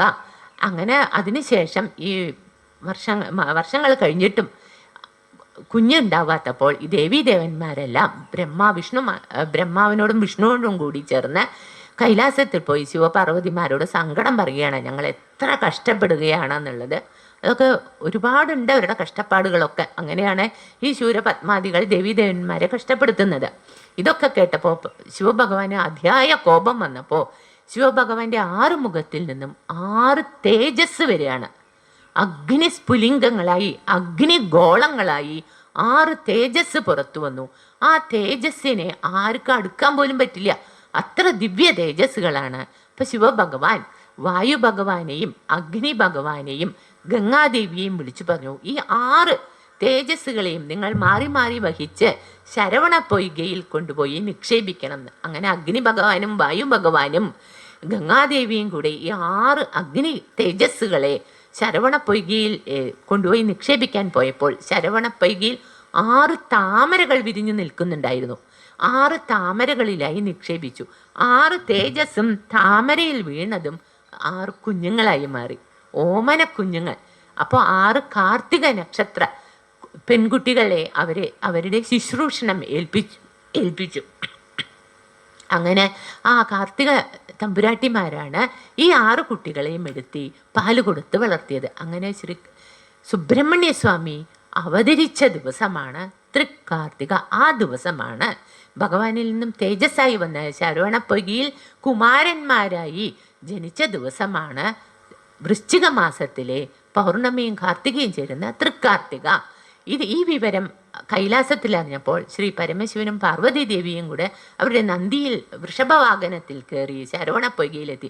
ശരവണപ്പൊയ്ക പറഞ്ഞാൽ നിങ്ങൾക്ക് അറിയുണ്ടാവും, നമ്മുടെ പഴനി മലയിൽ പോകുമ്പോൾ മുകളിൽ കയറുന്നതിന് മുമ്പ് താഴെ പോകുന്ന ഒരു പൊയ്കയാണ് ശരവണപ്പൊയ്ക. ആ തീർത്ഥത്തിൽ കുളിച്ചിട്ടാണ് പഴനിമലയിൽ ദർശനത്തിന് കയറുക. ആ ശരവണപ്പൊയ്കയുടെ അവിടെ വന്നപ്പോൾ 6 കുഞ്ഞുങ്ങളെ പാർവതി ദേവി കാണുന്നത്. പാർവതി ദേവി 6 കുഞ്ഞുങ്ങളെയും ഒരുമിച്ച് വാരിയെടുത്ത് നെഞ്ചോട് ചേർത്ത് കുമാരാ വിളിച്ചു. ആ സമയം ഈ 6 ഉടലും ചേർന്ന് ഒന്നായി 6 ശിരസ്സുകളും. അങ്ങനെയാണ് ഷൺമുഖ സ്വാമിയായി ഈ കുട്ടി ഒരു സ്വാമിയായി മാറിയത്. ആ പുണ്യദിനമാണെന്ന് തൃക്കാർത്തിക. അപ്പം ഇന്ന് തൃക്കാർത്തിക ദിവസം നമ്മൾ കാർത്തിക ദീപം വെച്ച്, അപ്പോൾ ഷൺമുഖസ്വാമിയെ തിരുവവതാരം ചെയ്തപ്പോൾ ദേവീദേവന്മാർക്ക് അത്രയും സന്തോഷമായി. കാരണം അവരുടെ വ്യസനം തീരാൻ പോവുകയാണ്, കഷ്ടപ്പാടുകൾ അവസാനിക്കാൻ പോവുകയാണ്. അപ്പം എല്ലാ സ്ഥലത്തും അവർ വിളക്കൊക്കെ കൊളുത്തിവെച്ച്, കാർത്തിക വിളക്കുകൾ കൊളുത്തിവെച്ച് ദീപാലങ്കാരങ്ങൾ ചെയ്ത് ഭഗവാനെ പ്രാർത്ഥിക്കാൻ തുടങ്ങി. ആ ദിവസമാണ് ഇന്ന് ഒരു മൺചിരാതെങ്കിലും നമ്മൾ കൊളുത്തിവെച്ചാൽ പറയാൻ പറ്റില്ല, അത്ര പുണ്യമാണ്.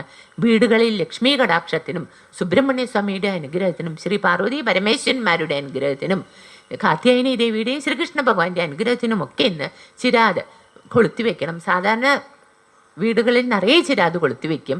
എങ്കിലും ഇന്നൊരു കുറച്ച് ചിരാതെങ്കിലും ഒരു 4എണ്ണമോ 5എണ്ണമോ 5ഓ 7ഓ അങ്ങനെ കണക്കിന് പുതിയ ചിരാതുകൾ സാധിക്കുമെങ്കിൽ വാങ്ങി കൊളുത്തിവെക്കുക. എല്ലാ വർഷവും ചുരുങ്ങിയത് 2എണ്ണമെങ്കിലും പുതിയ ചിരാത് വാങ്ങി പൂജാമുറിയിൽ പുതിയ 2 ചിരാത് പറയുമ്പോൾ മൺചിരാത് കൊളുത്തി. ബാക്കിയൊക്കെ നമുക്ക് എല്ലാ കൊല്ലവും ഉപയോഗിച്ചു കൊണ്ടിരിക്കാം. അങ്ങനെ ചിരാതുകൾ കൊളുത്തിവെച്ച് സുബ്രഹ്മണ്യ സ്വാമിയോട് പ്രാർത്ഥിക്കുക. ഇതിൽ തന്നെ ഒരു കഥയും കൂടിയുണ്ട്. സുബ്രഹ്മണ്യ സ്വാമിയെ പ്രാർത്ഥിച്ച ഒരു പെൺകുട്ടി, ആ പെൺകുട്ടി പ്രാർത്ഥിച്ചത് തൻ്റെ സഹോദരന് വേണ്ടിയിട്ടാണ്. അത് നമ്മുടെ തിരുവണ്ണാമലയിലുണ്ടായതാണ്. ആ കഥ നാം തുടർന്ന് പറയാം. ഇവിടെ ഇനി സുബ്രഹ്മണ്യ സ്വാമിയെ തിരുവവതാരം ചെയ്ത് അദ്ദേഹത്തിൻ്റെ ബാലയിൽ വളർന്ന് ശ്രീ ഗണേശനോട് കൂടെ വളർന്ന് കൗമാരപ്രായമെത്തിയപ്പോൾ അദ്ദേഹത്തെ ശിവപാർവതിമാർ ദേവസൈന്യങ്ങളുടെ നായകനായി ദേവസേനാപതിയായി നിയോഗിച്ചു. തുടർന്ന് ശൂരപത്മനും സിംഹമുഖനും താരകാസുരനുമായി സുബ്രഹ്മണ്യ സ്വാമി യുദ്ധം ചെയ്യുകയാണ്. ആ യുദ്ധത്തിൽ ഈ അസുരന്മാരെയെല്ലാം കീഴ്പ്പെടുത്തി സുബ്രഹ്മണ്യ സ്വാമി വിജയം നേടുകയാണ്. ആ വിജയത്തോടുകൂടെ അസുരന്മാരുടെ ആധിപത്യം ഇല്ലാതെയായി. അവർ വീണ്ടും പാതാളത്തിലേക്ക് പോയി.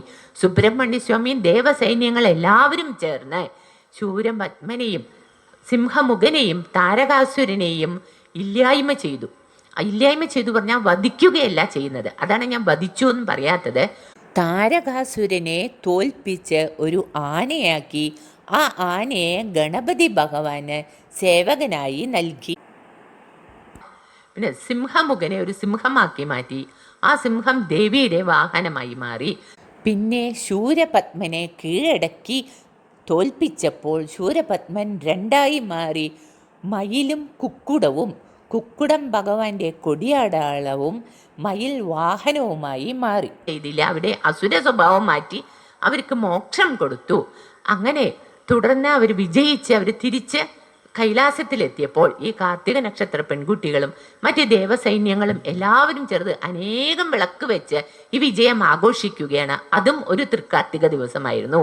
ഈ അസുരന്മാരുടെ മേൽ വിജയം നേടി സുബ്രഹ്മണ്യ സ്വാമിയും ദേവസൈന്യങ്ങളും തിരിച്ച് കൈലാസത്തിൽ വന്ന് ആഘോഷമായി നടത്തുന്നതും ഒരു തൃക്കാർത്തിക ദിവസമായിരുന്നു. വൃശ്ചികത്തിലെ തൃക്കാർത്തിക ദിവസം.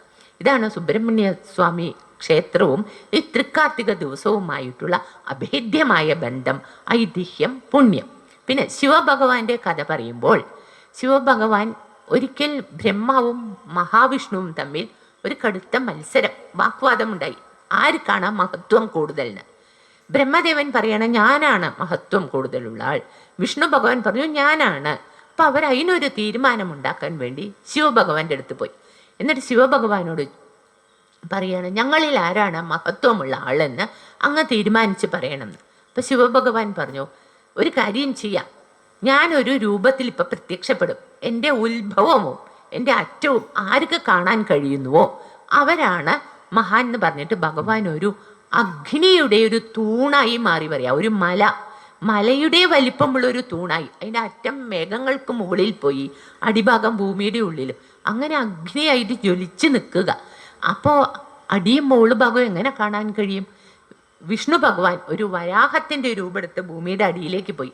അടിഭാഗം എവിടെയാ കാണാം, ഉദ്ഭവം എവിടെയാണെന്ന് നോക്കാൻ. അപ്പോൾ ബ്രഹ്മദേവൻ ഒരു അരയന്നമായി പറന്ന് മുകളിലേക്കും പോയി, അറ്റം കാണാം എന്ന് പറഞ്ഞു. അങ്ങനെ വർഷങ്ങൾ കഴിഞ്ഞു, വർഷങ്ങൾ അനേകായിരം വർഷങ്ങൾ തിരഞ്ഞിട്ടും അടിഭാഗം കാണാൻ കഴിയാതെ വിഷ്ണു ഭഗവാൻ തിരിച്ചു വന്നു. എന്നിട്ട് ശിവഭഗവാനോട് പറഞ്ഞു, എനിക്ക് കാണാൻ കഴിഞ്ഞില്ല, അങ്ങ് ക്ഷമിക്കണം, ഞാൻ തോൽവി സമ്മതിക്കുകയാണെന്ന്. ബ്രഹ്മദേവൻ മുകളിലേക്ക് പോയി കൊണ്ടിരിക്കുകയാണ്. അപ്പോൾ ഒരു താഴമ്പൂ ഇങ്ങനെ താഴേക്ക് വീണുകൊണ്ടിരിക്കുക. അപ്പോൾ താഴമ്പൂവിനോട് ചോദിച്ചു, നീ എവിടെ നിന്നുമാണ് വരുന്നതെന്ന്. അപ്പം ഞാൻ ശിവന്റെ തിരുജടയിൽ നിന്നും വീണതാണ്, പക്ഷെ അനേകം യുഗങ്ങളായി ഞാൻ താഴേക്ക് വന്നുകൊണ്ടിരിക്കുകയാണ്. അപ്പോൾ അരേന രൂപത്തിലുള്ള ബ്രഹ്മാവിന് മനസ്സിലായി മുകളിൽ പോയി അറ്റം കണ്ടുപിടിക്കാൻ കഴിയില്ല എന്ന്. തുടർന്ന് താഴമ്പൂവിനെയും കൂട്ടി ഭഗവാന്റെ അടുത്തേക്ക് എത്തുകയാണ്. താഴെ വന്നിട്ട് ഭഗവാനോട് പറയുകയാണ്, ഞാൻ കണ്ടു, അറ്റം കണ്ടു, ഇതാ കണ്ടില്ലേ, ഈ കായാമ്പൂവാണ് അതിന് സാക്ഷി എന്ന്. ഭഗവാന് മനസ്സിലായി ഇത് പറയണത് കളവാണെന്ന് മനസ്സിലായപ്പോൾ ബ്രഹ്മദേവനെയും കായാമ്പൂവിനെയും ശപിക്കുകയാണ്. കായാമ്പൂവിന് പറഞ്ഞു, നിങ്ങൾ പൂജയ്ക്കായി നിങ്ങളെ ഉപയോഗിക്കില്ല, ബ്രഹ്മദേവന് ക്ഷേത്രങ്ങൾ ഉണ്ടാവില്ല ഭൂമിയിൽ എന്ന് പറഞ്ഞു. അപ്രകാരമാണ് ബ്രഹ്മദേവന് ക്ഷേത്രങ്ങൾ ഇല്ലാതെ പോയതും കായാമ്പൂവിനെ നമ്മൾ പൂജിക്കാൻ എടുക്കാത്തത്. ആ അഗ്നി രൂപത്തിൽ വന്ന ഭഗവാൻ ആ അഗ്നി രൂപത്തിൽ തന്നെ നിൽക്കുന്നതാണ് തിരുവണ്ണാമലയിലെ അഗ്നിലിംഗം. ശ്രീ പരമശിവന് 5 പഞ്ചഭൂതങ്ങളുടെയും ലിംഗസ്വരൂപത്തിലുള്ള ക്ഷേത്രങ്ങളുണ്ട്. അതിൽ അഗ്നി രൂപത്തിലുള്ള ക്ഷേത്രം അഗ്നിലിംഗമാണ് തിരുവണ്ണാമലയിൽ. തമിഴ്നാട്ടിലാണ് തിരുവണ്ണാമല, ഈ വേലൂരിൻ്റെ അടുത്തായിട്ട് വരും. അവിടെ അന്ന് കൃതയുഗത്തിൽ അഗ്നി രൂപത്തിൽ തന്നെയായിരുന്നു. ആ മലയാണ് ഒരു മല പോലെയാണ്. ആ മല അഗ്നി രൂപത്തിലായിരുന്നു. കൃതയുഗത്തിൽ അഗ്നി രൂപത്തിൽ തന്നെയായിരുന്നു മല. പിന്നീട് ത്രേതായുഗമായപ്പോൾ അത് മാണിക്യമലയായി മാറി. പിന്നീട് ദ്വാപരയുഗത്തിൽ കനകമലയായി മാറി. കലിയുഗത്തിൽ കല്ലുകൊണ്ടുള്ള മലയായി മാറി. ഇങ്ങനെ ആ അഗ്നി ആയിട്ട് നിൽക്കുമ്പോൾ വിഷ്ണുവും ശ്രീ മഹാവിഷ്ണുവും ബ്രഹ്മദേവരും പറഞ്ഞു, എല്ലാവർക്കും അങ്ങേ പൂജിക്കാൻ എങ്ങനെ കഴിയും, അഗ്നി ആയിട്ടാണല്ലോ നിൽക്കുന്നത് പറഞ്ഞു. അപ്പോൾ ഭഗവാൻ സ്വയം ഒരു സ്വയംഭൂ ലിംഗമായി ആ മലയുടെ കുറച്ച് അടിയിൽ താഴ്വാരത്തിൽ പ്രത്യക്ഷപ്പെട്ടു. ആ സ്വയംഭൂ ലിംഗമാണ് തിരുവണ്ണാമലയിലെ ശിവക്ഷേത്രം. തിരുവണ്ണാമല ക്ഷേത്രം അനേക ഹെക്ടർ സ്ഥലത്താണ് വ്യാപിച്ചിരിക്കുന്നത്. ലോകത്തിലേക്കേ വെച്ച് ഏറ്റവും വലിയ ശിവക്ഷേത്രമാണ്. അവിടെ എല്ലാ പൗർണമിക്കും ഗിരിവലം വെക്കുക എന്നൊരു ഇതുണ്ട്. എന്താ ഗിരിവലം പറഞ്ഞാൽ ആ മലയെ പ്രദക്ഷിണം വെക്കുക. അതിന് വഴിയൊക്കെ കെട്ടിയിട്ടുണ്ട്. അത് വെക്കുന്നത് ജന്മാന്തരങ്ങളായി നമ്മൾ ചെയ്തിട്ടുള്ള നമ്മുടെ പാപങ്ങൾ ഇല്ലായ്മ ചെയ്യാൻ നമ്മളെ സഹായിക്കും. നമുക്ക് പലർക്കുള്ള സംശയമാണ് അല്ലേ, നമ്മളിങ്ങനെ കുറേ ആധ്യാത്മികമായ കാര്യങ്ങളും കഥകളും കേട്ട് മുന്നോട്ട് പോകുമ്പോൾ പാപകർമ്മഫലമാണ് നമ്മൾ അനുഭവിക്കുന്നത് നമുക്ക് മനസ്സിലാവും. അപ്പോൾ ഈ പാപകർമ്മഫലം എങ്ങനെ ഇല്ലാണ്ടാവുക? ഇനിയും ജനിച്ച് വരുമ്പോൾ വീണ്ടും മായാ ഭഗവതി നമ്മളെ സംസാര സാഗരത്തിലിട്ട് പറ്റുമ്പോൾ നമ്മൾ പിന്നെയും പാപം ചെയ്തുകൊണ്ടിരിക്കും. അപ്പോൾ ഈ പാപം അവസാനിക്കാൻ നമ്മൾ എന്താ ചെയ്യേണ്ടത്? അതിന് പറയുന്നതാണ് പ്രദോഷവ്രതം എടുക്കുക. പ്രദോഷവ്രതം എടുത്ത് ശിവക്ഷേത്ര ദർശനം നടത്തി ശിവഭഗവാനെ പ്രദക്ഷിണം വെച്ച് ശിവന് പ്രദോഷ സമയത്ത് നമ്മൾ അഭിഷേകാദികൾ ചെയ്ത് ശിവക്ഷേത്രത്തിൽ പ്രദക്ഷിണം വെച്ചാൽ നമ്മൾ ചെയ്തിട്ടുള്ള പാപങ്ങൾ തീരാൻ ഉപയോഗമാണ്. പിന്നെ ഏകാദശി വ്രതം എടുക്കുക. പിന്നെ വ്യാഴാഴ്ച തോറും ശ്രീകൃഷ്ണസ്വാമി ക്ഷേത്രത്തിൽ പോയി ഒരു നെയ്വിളക്ക് സമർപ്പിച്ച് ഭഗവാനെ പ്രാർത്ഥിച്ച് ഭണ്ഡാരത്തിൽ ആവുന്ന ദ്രവ്യം സമർപ്പിക്കുക. അല്ലെങ്കിൽ വീട്ടിലൊരു ഭണ്ഡാരം പോലെ വെച്ച് വീട്ടിലൊരു നെയ്വിളക്ക് കൊളുത്തി വെച്ച് ശ്രീകൃഷ്ണ ഭഗവാനെ നമ്മൾ ആരാധിച്ച് വൈകുന്നേരം തോറും നമുക്ക് കഴിയുന്ന ദ്രവ്യം ആ ഭണ്ഡാരത്തിൽ ഇട്ടുവെച്ച് ഗുരുവായൂർ പോകുമ്പോൾ ഗുരുവായൂരപ്പന് സമർപ്പിക്കുക. ഇങ്ങനെ ചെയ്യുമ്പോൾ ജന്മാന്തരങ്ങളായി നമ്മൾ വന്നു ചേർന്നിട്ടുള്ള പാപങ്ങൾ കുറഞ്ഞു കുറഞ്ഞു വരും. പിന്നെ ചെയ്യേണ്ടത് ഇതുപോലെയുള്ള മഹാക്ഷേത്രങ്ങളുടെ ഗിരിപ്രദക്ഷിണം വയ്ക്കുക. ഈ തിരുവണ്ണാമലയിൽ ഗിരിപ്രദക്ഷിണം വെക്കുമ്പോൾ നമ്മുടെ ചെയ്തിട്ടുള്ള പാപങ്ങൾ തീരും. അങ്ങനെ ഗിരിപ്രദക്ഷിണം വെക്കുമ്പോഴും ക്ഷേത്രത്തിൽ പ്രദക്ഷിണം വെക്കുമ്പോഴും നമ്മൾ ചെല്ലേണ്ട നാമമാണ് യാനി കാനിച്ച പാപാനി ജന്മാന്തര കൃതാനിച്ച താനി താനി വിനശ്യന്തി പ്രദക്ഷിണ പദേ പദേ. അങ്ങനെ പ്രാർത്ഥിച്ചുകൊണ്ട് ഗിരിപ്രദക്ഷിണം വയ്ക്കുക. എല്ലാ പൗർണമി നാളിലും തിരുവണ്ണാമലയിൽ ഈ ഗിരിപ്രദക്ഷിണം വളരെ പ്രത്യേകതയുള്ളതാണ്. 10,000-കണക്കിന് ആളുകൾ അവിടെ പോവുക ഓരോ ഗിരിപ്രദക്ഷിണത്തിനും. പൗർണമിക്ക് അവിടെ ഭയങ്കര തിരക്കാണ്. ഈ കാർത്തിക ദിവസം തിരുവണ്ണാമലയിൽ എന്ന് വെച്ചാൽ അന്നാണ് ഭഗവാൻ അഗ്നിലിംഗമായി പ്രത്യക്ഷപ്പെട്ടത്. അത് കാരണം തിരുവണ്ണാമലയുടെ മലയുടെ മുകളിൽ ഒരു കുറേ ചൂട്ട് പോലെ കത്തിച്ച് അവിടെ ആദ്യം വിളക്ക് തെളിയിക്കും. വലിയ പന്തം പോലെ കൊളുത്തുകയാണ് ചെയ്യുക. ആ പന്തത്തിലെ തിരുവണ്ണാമലയിലെ ദീപം ദർശിച്ച ശേഷമാണ് തമിഴ്നാട്ടിൽ വീടുകളിൽ കാർത്തിക ദീപം കൊളുത്തുക. അത് മൈലുകളോളം കാണും. പിന്നെ തമിഴ്നാട് മുഴുവൻ കാണില്ല, ഇപ്പം എല്ലാവർക്കും കാണാം, TV ഉണ്ടല്ലോ. അപ്പോൾ കാർത്തിക ദീപം തിരുവണ്ണാമലയിലെ കാർത്തിക ദീപം തൊഴുത ശേഷമാണ് വീടുകളിൽ അവിടെ കാർത്തിക ദീപം തെളിയിക്കുള്ളൂ. അത് ഇന്നാണ് തിരുവണ്ണാമല കാർത്തിക ദീപവും ഇന്നാണ്. അപ്പം അത്രയും വിശേഷപ്പെട്ട ദിവസമാണ്. ഈ തിരുവണ്ണാമലയിൽ ഒരു സാധു കുടുംബം ഉണ്ടായിരുന്നു. അച്ഛൻ പൂജാരിയൊക്കെ ആയിരുന്നു. അമ്മയും ഒരു മകനും ഒരു മകളും. ആ മകൾ ആ സഹോദരനോട് അത്ര സ്നേഹ. അനിയനാണ്, ഇടത്തെയാണ്, അത്ര സ്നേഹ. അപ്പം അച്ഛൻ നേരത്തെ മരിച്ചുപോയി. അമ്മയും സഹോദരിയും കൂടെ ക്ഷേത്രത്തിൽ പറ്റുന്ന പൈസയൊക്കെ എന്തെങ്കിലുമൊക്കെ ജോലി ചെയ്ത് കിട്ടുന്ന പൈസ ഉണ്ട്. അനിയൻ ആദ്യമൊക്കെ നല്ലതായിരുന്നു, പിന്നെ കൂട്ടുകൂടി മോശ സ്വഭാവമായിപ്പോയി. അപ്പം ഈ കുട്ടിയുടെ പൈസ, ഈ കുട്ടി അമ്മ ഉണ്ടാക്കുന്ന പൈസ മുഴുവൻ അങ്ങോട്ട് വേണ്ടാത്ത വഴിക്ക് ചിലവാക്കും. എങ്കിലും ഈ കുട്ടി ആ ഭഗവാനെ പ്രാർത്ഥിച്ചു കൊണ്ടേയിരിക്കും. തിരുവണ്ണാമലയിലെ അരുണാചലേശ്വരെ പ്രാർത്ഥിക്കും, പിന്നെ സുബ്രഹ്മണ്യ സ്വാമിയെയും പ്രാർത്ഥിക്കും. എന്നിട്ട് എല്ലാ കാർത്തിക ദിവസവും ആ കുട്ടി സുബ്രഹ്മണ്യ സ്വാമിക്ക് പ്രത്യേകം, എല്ലാ കാർത്തികയ്ക്കും സുബ്രഹ്മണ്യ സ്വാമിക്ക് പ്രത്യേകിച്ചും മൺചിരാതിൽ കാർത്തിക ദീപം കൊളുത്തി വെച്ച് പ്രാർത്ഥിക്കും. എൻ്റെ സഹോദരന് നല്ലത് വരുത്തണേ, മുടക്കിയിട്ടേലി ആ കുട്ടി. അങ്ങനെ ഒരു തൃക്കാർത്തിക ദിവസം ഇയാളാണെങ്കിൽ മഹാമോശ സ്വഭാവമായി കഴിഞ്ഞു. ഇയാൾ അനിയത്തിയുടെ അടുത്തൊന്നും എനിക്ക് പൈസ വേണം, എത്ര ചോദിച്ചാലും കൊടുക്കും. അന്ന് ആ കൂട്ടടുത്ത് ഒന്നുമില്ല കൊടുക്കാൻ. അപ്പോൾ പൈസ വേണം ചോദിച്ചാൽ എൻ്റെ അടുത്ത് പൈസ ഇല്ല അനിയ, എൻ്റെ അടുത്ത് ഇനി ഒന്നും തരാനില്ല, നിനക്ക് അത്ര നിർബന്ധമാണെങ്കിൽ ദേഷ്യപ്പെട്ടിട്ടല്ല പറയണേ, നീ എന്നെ കൊണ്ട് ആയിരിക്കെങ്കിലും വിറ്റേക്ക്, എന്നിട്ട് ആ കിട്ടണ പൈസ നീ എടുത്തോന്ന്. അത് കേട്ടത് ഇയാളുടെ മനസ്സങ്ങോട്ട് പോയി പറയാ. താൻ ഇത്ര കാലം എത്ര സെൽഫിഷായിരുന്നു, എത്ര സ്വാർത്ഥനായിരുന്നു. തൻ്റെ ചേച്ചിയുടെയും അമ്മയുടെ ഒരു സൗകര്യം നോക്കാതെ അവരുടെ പൈസയൊക്കെ ഞാൻ കൊണ്ടുപോയി. ഇപ്പം അനിയത്തീനെ ചേച്ചീനെ വിറ്റുവരെ തനിക്ക് തരാൻ ചേച്ചി തയ്യാറായിരിക്കുക പറയുമ്പോൾ താൻ എന്തൊരു ദുഷ്ടനാണെന്ന് മനസ്സിലാക്കി അവിടെ നിന്ന് ഓടുകയാണ് ക്ഷേത്രത്തിലേക്ക്. ക്ഷേത്രത്തിൽ പോയി അനേകം തൂണുകളുണ്ട്. ഒരു തൂണിൽ തലയടിച്ച് എന്തിനറിയോ മരിക്കാൻ. എത്ര പാപിയായ ഞാൻ ഇനി ജീവിച്ചിരിക്കാൻ യോഗ്യനല്ല പറഞ്ഞ് തല അടിച്ചടിച്ച് മരിക്കാൻ ഒരുങ്ങുക. ഇവിടെ അതൊരു തൃക്കാർത്തിക ദിവസം. ഇവിടെയാണെങ്കിൽ സഹോദരന് വേണ്ടി കുട്ടി കുളിച്ച് പ്രാർത്ഥിക്കുക. അങ്ങനെ ഇവിടെ പ്രാർത്ഥിക്കുന്ന സുബ്രഹ്മണ്യ സ്വാമിയുടെ, ഇയാളാണെങ്കിൽ മരിക്കാൻ തുടങ്ങുക. ആ സമയത്ത് അവിടെ സുബ്രഹ്മണ്യ സ്വാമി പ്രത്യക്ഷപ്പെട്ടു പറയുക, ഈ ദുരാചാരിയായ ഇയാൾക്ക് വേണ്ടിയല്ല പ്രത്യക്ഷപ്പെട്ടത്, അവിടെ സഹോദരി പ്രാർത്ഥിക്കുന്നുണ്ട്, അതിനു വേണ്ടി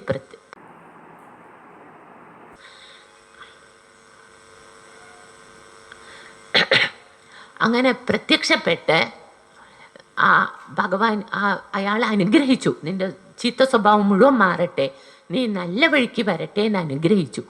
അങ്ങനെ അയാൾ അരുണഗിരിനാഥർ എന്ന തമിഴിൽ വളരെ പ്രസിദ്ധനായ ഒരു സിദ്ധരായി മാറുകയാണ്. അന്നു മുതൽ അയാൾ അനേകം സുബ്രഹ്മണ്യ സ്തുതികൾ എഴുതി, അത് തിരുപ്പുകഴ് പറയും തമിഴിൽ. അപ്പോൾ ഈ കാർത്തിക ദിവസം നമ്മൾ സഹോദരന് വേണ്ടിയോ നമ്മൾ ഈ കൊളുത്തിവെക്കുന്ന കാർത്തിക ദീപം നമ്മുടെ സഹോദരനെ രക്ഷയ്ക്കായി ഭവിക്കും. ഏത് ആപത്ഘട്ടത്തിലും സഹോദരൻ പെട്ടാലും സുബ്രഹ്മണ്യ സ്വാമി കാവലായി നിൽക്കും. നമ്മൾ തമിഴ്നാട്ടിലും തമിഴ് ബ്രാഹ്മണർക്കും ഇടയിലുള്ള ഒരു ആചാരമാണ് സഹോദരന്മാർക്ക് വേണ്ടി പ്രത്യേകം കാർത്തിക ദീപം കൊളുത്തുക എന്നുള്ളത്. ഞങ്ങളത് ആദ്യം മുതലേ ചെയ്യുന്ന സഹോദരന്മാരുടെ നന്മയ്ക്ക് വേണ്ടി കാർത്തിക ദിവസം പ്രത്യേകം വിളക്ക് കൊളുത്തും. സുബ്രഹ്മണ്യ സ്വാമി അവരെ കാത്തുരക്ഷിക്കും, തീർച്ചയാണ്. അതാണ് നമ്മുടെ തിരുവണ്ണാമലയും ശിവഭഗവാനും കാർത്തികയും തമ്മിലുള്ള ബന്ധം. പിന്നെ ദേവീക്ഷേത്രങ്ങളിൽ ഇന്ന് വളരെ വിശേഷപ്പെട്ട് കാർത്തിക വിളക്ക് കൊളുത്തും. അതിനെന്താണെന്ന് വെച്ചാൽ ഗോപികമാർ ശ്രീകൃഷ്ണ ഭഗവാനെ കിട്ടാൻ വേണ്ടിയിട്ട് ശ്രീകൃഷ്ണ ഭഗവാനെ അവരുടെ നാഥനായി കിട്ടാൻ വേണ്ടി ധനുമാസം മുഴുവൻ ഒരു വ്രതം എടുക്കുന്നുണ്ട്, കാർത്യായനി വ്രതം. അത് ആരംഭിച്ചത് ഈ വൃശ്ചികത്തിലെ തൃക്കാർത്തിക നാളാണ്. അന്ന് പൗർണമിയുമാണല്ലോ. അന്ന് യമുനയിൽ കുളിച്ച് അവർ കാർത്യായനി ദേവിയെ പൂജിക്കുകയാണ്. അപ്പോൾ ചെല്ലുന്ന മന്ത്രമാണ് കാർത്യായനി മഹാമായേ മഹായോഗിന്യതീശ്വരി നന്ദഗോപസുധം ദേവി പതിമേ കുരുതേ നമഃ. ഇപ്രകാരം ദിവസവും കാർത്തിക ദിവസം മുതൽ ദിവസവും ദേവിയെ പൂജിക്കുകയാണ്. ഞങ്ങൾക്ക് നന്ദഗോപസുധനെ പതിയായി കിട്ടണേന്ന്. ഇവിടെ പറയുന്നത് എന്താണെന്ന് വെച്ചാൽ ഈ ഗോപികമാരും ശ്രീകൃഷ്ണ ഭഗവാനും ജീവാത്മാ പരമാത്മാ ബന്ധമായിരുന്നു. ശ്രീകൃഷ്ണ ഭഗവാൻ പരമാത്മാവും ഈ ഗോപികമാർ എന്ന് പറയുന്നത് എന്താ ഞാൻ പറഞ്ഞ കഥ പറഞ്ഞ കഥയായി മനസ്സിലാക്കാതെ അതിൻ്റെ തത്വം നമ്മൾ ഗ്രഹിക്കണം. ഗോപികമാർ പറയുന്നത് ആരായിരുന്നു? നമ്മളെല്ലാവരും തന്നെ.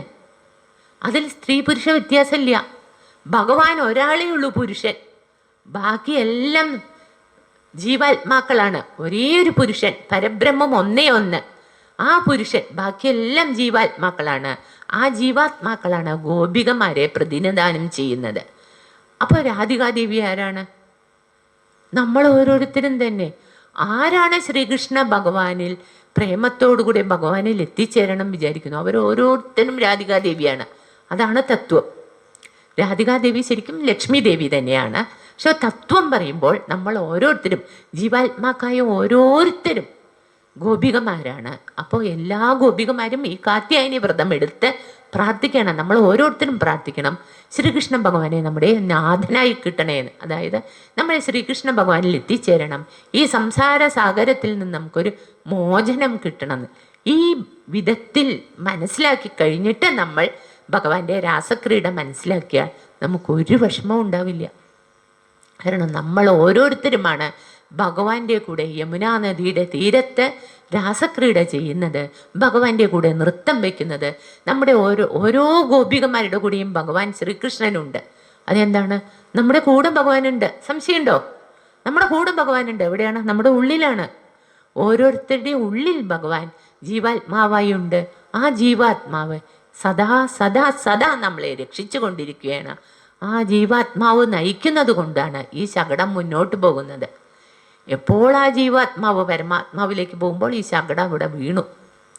ആ ശകടം പിന്നീടും ഈ ജീവാത്മാവ് ഈ സംസാര സാഗരത്തിൽ കിടന്ന് നട്ടം തിരിയാതിരിക്കാൻ വേണ്ടി ഭഗവത് പാദങ്ങളിൽ എത്തിച്ചേരാൻ വേണ്ടി ഭഗവാനെ തന്നെ നമ്മൾ ആശ്രയിക്കണം. അതാണ് ഈ കാർത്യായനി വ്രതത്തിൻ്റെ മഹത്വം. അങ്ങനെ അവർ ദേവിയോടാ പ്രാർത്ഥിക്കുന്നത്, ഭഗവാനെ ലഭിക്കണമെന്ന്. അവർക്ക് ഭഗവാനെ ലഭിച്ചു. ഭഗവാൻ ഇതേപോലെ ഒരു പൗർണമി നാൾ അവരെ എല്ലാവരെയും കൂട്ടി യമുനാ നദി കീഴിൽ വളരെ ഗംഭീരമായി നൃത്തം ചെയ്യുകയാണ്. അതാണ് ഭഗവാന്റെ രാസക്രീഡ.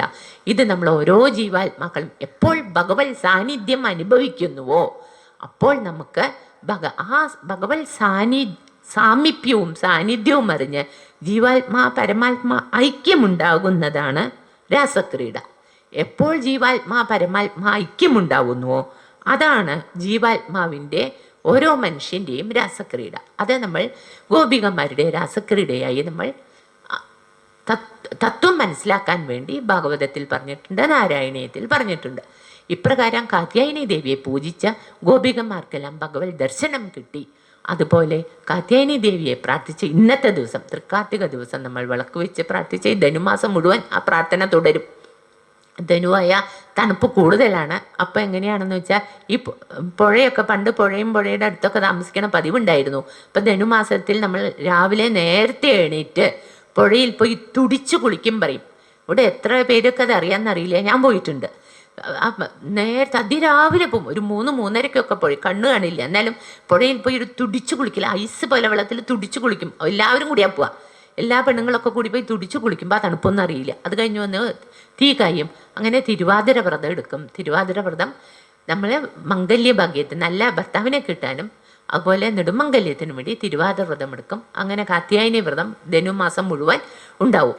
ഇതാണ് കാത്യായനി ക്ഷേത്രങ്ങളിൽ നമ്മൾ കാർത്തിക ദീപം വെക്കുന്നതിൻ്റെ ഐതിഹ്യം. അപ്പം അങ്ങനെ ഈ തൃക്കാർത്തികയ്ക്കപ്പം എത്ര ഐതിഹ്യമാണ് സഹോദരന്മാർക്ക് വേണ്ടി, മക്കൾക്ക് വേണ്ടി, പിന്നെ ജീവാത്മാ പരമാത്മാ ബന്ധത്തിന് വേണ്ടി, സംസാര സാഗരത്തിൽ നമ്മൾ ആസുരിക ശക്തികളെ ഇല്ലായ്മ ചെയ്ത് നമ്മളെ ദൈവിക ശക്തി വളർത്താൻ വേണ്ടി, ശ്രീ മഹേശ്വരൻ്റെ കൃപാകടാക്ഷത്തിന് വേണ്ടി എല്ലാം ഈ തൃക്കാർത്തിക ദിവസം നമ്മൾ ഈശ്വര ഭജനം ചെയ്യുക. തീർച്ചയായും ഭഗവാൻ നമ്മളെ എല്ലാവരെയും അനുഗ്രഹിക്കും. എല്ലാവരും ഇവിടെയുണ്ട് കാർത്തിക ദീപ സമർപ്പണം. എല്ലാവരും കാർത്തിക ദീപം സമർപ്പണം ചെയ്ത് നിങ്ങൾക്ക് എന്താഗ്രഹം, സഹോദരന് വേണ്ടിയോ അല്ല ജീവാത്മാ പരമാത്മാ ഐക്യത്തിന് വേണ്ടിയോ, ശത്രുനാശത്തിന്, ശത്രു പറഞ്ഞാൽ ഞാൻ പറയണത് നമ്മളിലുള്ള ആസുരിക ശത്രു, നമ്മൾ ആസുരിക സ്വഭാവത്തിൻ്റെ നാശത്തിന് വേണ്ടി, എന്താ ഭഗവത് കടാക്ഷത്തിന് വേണ്ടി എന്താ പ്രാർത്ഥിക്കുക പ്രാർത്ഥന ചെയ്ത് നമുക്ക് സമർപ്പിക്കാം. തീർച്ചയായും ഭഗവാന്റെ അനുഗ്രഹം നമുക്ക് ഉണ്ടാകും. പിന്നെ ചുരുക്കി ഒന്ന് പറയാം, ഷഷ്ഠീവ്രതത്തിൻ്റെ മാഹാത്മ്യം. ഈ കഥ സുബ്രഹ്മണ്യ സ്വാമിയുടെ കഥയിൽ തന്നെയുള്ളതാണ് ഷഷ്ഠീവ്രതം വരുന്നത്. സുബ്രഹ്മണ്യ സ്വാമി കുട്ടിയായിരിക്കുമ്പോൾ ഒരിക്കൽ കൈലാസത്തിൽ സുബ്രഹ്മണ്യ സ്വാമിയും ഗണേശനും കൂടെ കളിച്ചുകൊണ്ടിരിക്കുമ്പോൾ കൈലാസത്തിലേക്ക് ശിവപാർവതിമാരെ ദർശിക്കാൻ വേണ്ടി ബ്രഹ്മദേവൻ വരികയാണ്. അങ്ങനെ വന്നപ്പോൾ വെറുതെ കുട്ടികളല്ലേ, നമ്മുടെ വീട്ടിലേക്ക് ആരെങ്കിലും വന്ന് ഓരോന്ന് ചോദിച്ചുകൊണ്ടിരിക്കില്ലേ, ഇന്നത്തെ കാലത്ത് പറയേ വേണ്ട, കുട്ടികൾ എന്തൊക്കെയാ ചോദിക്കാറിയില്ല. അപ്പോൾ അന്ന് സുബ്രഹ്മണ്യ സ്വാമി പോയി ബ്രഹ്മദേവരോട് ചോദിച്ചു, അങ്ങാണല്ലോ ലോകത്തിൻ്റെ പിതാവ്, അങ്ങാണല്ലോ സൃഷ്ടികർമ്മങ്ങൾ ചെയ്യുന്നത്, അപ്പോൾ ഓംകാരത്തിൻ്റെ പൊരുൾ എന്താണെന്ന് ചോദിച്ചു. ബ്രഹ്മദേവന് അറിയില്ല പറഞ്ഞു. അപ്പോൾ സുബ്രഹ്മണ്യ സ്വാമിക്ക് ദേഷ്യം വന്നു. സുബ്രഹ്മണ്യ സ്വാമി ബ്രഹ്മദേവനെ പിടിച്ച് കെട്ടിയിട്ടു. ഇത് കണ്ട ശിവപാർവതിമാർക്ക് ആകെ സങ്കടമായി. ബ്രഹ്മദേവനെ കെട്ടിയിടേ, ബ്രഹ്മദേവനെ അവരഴിച്ചിട്ട് പറഞ്ഞു, കുമാര നീ ചെയ്തത് തെറ്റായിപ്പോയി, ലോകപിതാവാണ്, അങ്ങനെ ചെയ്യരുത്. അപ്പോൾ അദ്ദേഹത്തിന് ഓംകാരം അറിയില്ല പറഞ്ഞു. അതാണ് അപ്പം ശിവഭഗവാൻ പറഞ്ഞു, അത് എനിക്കും അറിയില്ലല്ലോ, അപ്പോൾ നിനക്കറിയാമോ ചോദിച്ചു. സുബ്രഹ്മണ്യ സ്വാമി എനിക്കറിയാം. എന്നിട്ട് സുബ്രഹ്മണ്യ സ്വാമി എന്നാ ഞാൻ പറഞ്ഞു തരാമെന്ന് പറഞ്ഞ് ശിവഭഗവാന് ചെവിയിൽ പറഞ്ഞു കൊടുക്കുകയാണ് ഓംകാരത്തിൻ്റെ പൊരുൾ.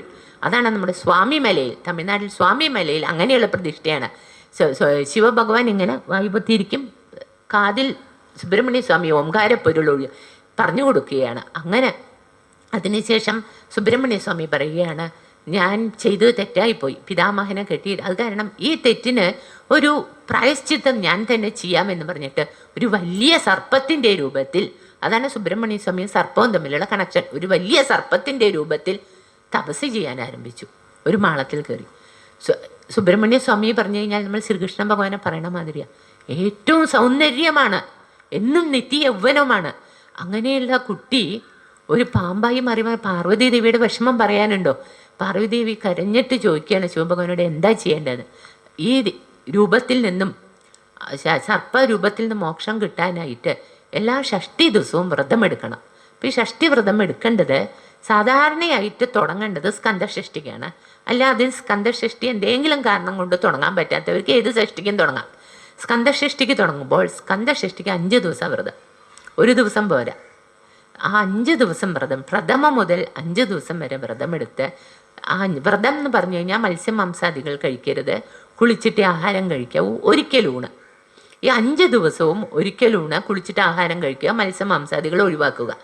പിന്നെ ഷഷ്ടി അന്ന് രാവിലെ ക്ഷേത്ര ദർശനം നടത്തി, ദിവസം ക്ഷേത്ര ദർശനം നടത്താൻ പറ്റുന്നവർക്ക് നടത്താം, അല്ലെങ്കിൽ ഷഷ്ടി എന്തെങ്കിലും ദർശനം നടത്തി പാലഭിഷേകം ചെയ്ത് രാവിലെ മിതമായ ആഹാരം, പാലോ പഴമോ, അല്ലെങ്കിൽ നമുക്ക് എത്ര ഭക്ഷണം ഒഴിവാക്കാൻ പറ്റുമോ അത്ര. നമ്മൾ ഈ ഏകാദശിക്ക് പറയണ മാതിരി ഭക്ഷണത്തിന് മുൻതൂക്കം കൊടുക്കണ്ട, നമ്മുടെ ആരോഗ്യസ്ഥിതി അനുസരിച്ച്.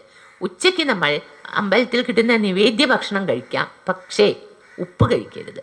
ഷഷ്ടി വ്രതത്തിൻ്റെ അന്ന്, ആ ഷഷ്ടിയുടെ അന്ന് മാത്രം കേട്ടോ, തലേന്ന് വരെ ഒരിക്കലൂണിന് ഉപ്പാവാം. ഷഷ്ടി അന്ന് രാവിലെ മുതൽ വൈകുന്നേരം ദീപാരാധന കഴിയുന്നവരെ ഉപ്പ് കൂട്ടരുത്. ഉച്ചയ്ക്ക് നിവേദ്യ ചോറ് വാങ്ങി പാൽ ചോറുണ്ണാം, അല്ലെങ്കിൽ പായസം കഴിക്കാം. അത് കഴിഞ്ഞ് വൈകുന്നേരം ദീപാരാധന ചെയ്ത് പാരണ ചെയ്ത് വ്രതം അവസാനിപ്പിക്കാം. വൈകുന്നേരത്തിന് ശേഷം ഉപ്പാഹാരം കഴിക്കാം. അന്ന് അങ്ങനെ സ്കന്ദഷഷ്ടിക്ക് അങ്ങനെ 5 ദിവസം, 6 ദിവസം ഷഷ്ടിയോട് കൂടെ. ബാക്കി ഷഷ്ടിക്കെല്ലാം പഞ്ചമിക്കും ഷഷ്ടിക്കും വ്രതം മതി. പഞ്ചമിക്ക് ഒരിക്കലും, ഷഷ്ടി അന്ന് ഇതുപോലെ ഊണ് ഉപ്പില്ലാതെ, രാവിലെയും ഉച്ചയ്ക്ക് ഉപ്പില്ലാതെ, വൈകുന്നേരം ദീപാരാധന കഴിഞ്ഞാൽ പാരണ ചെയ്ത് അവസാനിപ്പിക്കാം. ഈ ഷഷ്ടിവ്രതം നോൽക്കുന്നത് പാർവതി ദേവി അങ്ങനെ സുബ്രഹ്മണ്യ സ്വാമിക്ക് വേണ്ടി ഷഷ്ടിവ്രതം എടുത്ത് 9 വർഷം എടുത്തു. 9 വർഷം പാർവതി ദേവി എടുത്ത്. എന്നിട്ടാണ് സുബ്രഹ്മണ്യ സ്വാമിക്ക് ആ ശാപമോക്ഷം കിട്ടിയത്. ആ ശാപമോക്ഷം കിട്ടിയത് സ്കന്ദഷഷ്ടി എന്നായിരുന്നു. അതാണ് സ്കന്ദഷഷ്ടിക്ക് ഇത്ര വിശേഷം. അപ്പോൾ എല്ലാ അമ്മമാരും അച്ഛന്മാരും എല്ലാ ആണുങ്ങൾക്കും പെണ്ണുങ്ങൾക്കും എടുക്കാം. ഷഷ്ടിവ്രതം എടുക്കുന്നത് മക്കളുടെ ഉന്നമനത്തിന് വേണ്ടിയിട്ടാണ്. നമുക്കും നല്ലതാണ്. നമ്മൾ വ്രതമെടുത്ത് ഭഗവാനോട് പ്രത്യേകിച്ച് നമ്മൾക്കും ആയുരാരോഗ്യ സൗഖ്യവും ഈശ്വരാനുഗ്രഹവും ഉണ്ടാവും. നമ്മുടെ കുട്ടികൾക്ക്, വരും തലമുറയ്ക്ക് വളരെ പുണ്യം ചെയ്തു വയ്ക്കാൻ നമുക്ക് കഴിയും ഷഷ്ടിവ്രതം കൊണ്ട്. ഇന്ന് എല്ലാവരും വരും തലമുറയ്ക്ക് എത്ര ധനം ഉണ്ടാക്കി വെക്കാം എന്ന് ആലോചിക്കുന്നത്, വരും തലമുറയ്ക്ക് എത്ര പുണ്യം ഉണ്ടാക്കി വെക്കാം എന്ന് ആലോചിക്കുന്നവർ വളരെ കുറവായിരിക്കും. വരും തലമുറയ്ക്ക് പുണ്യം ഉണ്ടാക്കി വെക്കാനാണ് ഏകാദശി വ്രതം. ഏകാദശിക്ക് അങ്ങനെയാണ്. ഏകാദശി വ്രതം എടുത്താൽ വരുന്ന 7 തലമുറയ്ക്കുള്ള പുണ്യം. അതേപോലെയാണ് ഷഷ്ടിവ്രതം. വരും തലമുറയുടെ കുട്ടികളുടെ എല്ലാവിധ ഉയർച്ചയ്ക്കും ഷഷ്ടിവ്രതം നമ്മളെ അനുഗ്രഹിക്കും. അപ്പോൾ ഇന്ന് തൃക്കാർത്തിക ദിവസമായി ഇത്രയും കാര്യങ്ങൾ പറഞ്ഞു. ഇത് പറഞ്ഞതിൽ എന്തെങ്കിലും തെറ്റ് സംഭവിച്ചിട്ടുണ്ടെങ്കിൽ അത് ഭക്തജനങ്ങളും ഭഗവാനും ക്ഷമിക്കാനായിട്ട് അപേക്ഷിക്കുകയാണ്. ഇന്നത്തെ പ്രഭാഷണം ഭഗവാന്റെ തൃപ്പാദത്തിൽ ഭക്തിയോടുകൂടെ സമർപ്പിക്കുകയാണ്. കായേന വാചാ മനസേന്ദ്രിയൈർവാ ബുദ്ധ്യാത്മനാ വാ പ്രകൃതേ സ്വഭാവാത് കരോമി യദ്യത് സകലം പരസ്മൈ നാരായണായേതി സമർപ്പയാമി. കരചരണകൃതം വാ കായജം കർമ്മജം വാ ശ്രവണനയനജം വാ മാനസം വാപരാധം വിഹിതമവിഹിതം വാ സർവമേതൽ ക്ഷമസ്വ. ശിവ ശിവ കരുണാബ്ധേ ശ്രീ മഹാദേവ ശംഭോ. അന്യഥാ ശരണം നാസ്തി ത്വമേവ ശരണം മമ. തസ്മാത് കാരുണ്യഭാവേന രക്ഷ രക്ഷ മഹേശ്വരീ. യദക്ഷരപദഭ്രഷ്ടം മാത്രാഹീനം ച യദ്ഭവേദ് തത്സർവം ക്ഷമ്യതാം ദേവി പ്രസീദ പരമേശ്വരീ. സർവത്ര ഗോവിന്ദനാമ സങ്കീർത്തനം. ഗോവിന്ദ ഗോവിന്ദ. നാരായണ അഖില ഗുരോ ഭഗവൻ നമസ്തേ. ലോകാ സമസ്താ സുഖിനോ ഭവന്തു. ഓം ശാന്തി ശാന്തി ശാന്തി. ഹരി ഓം.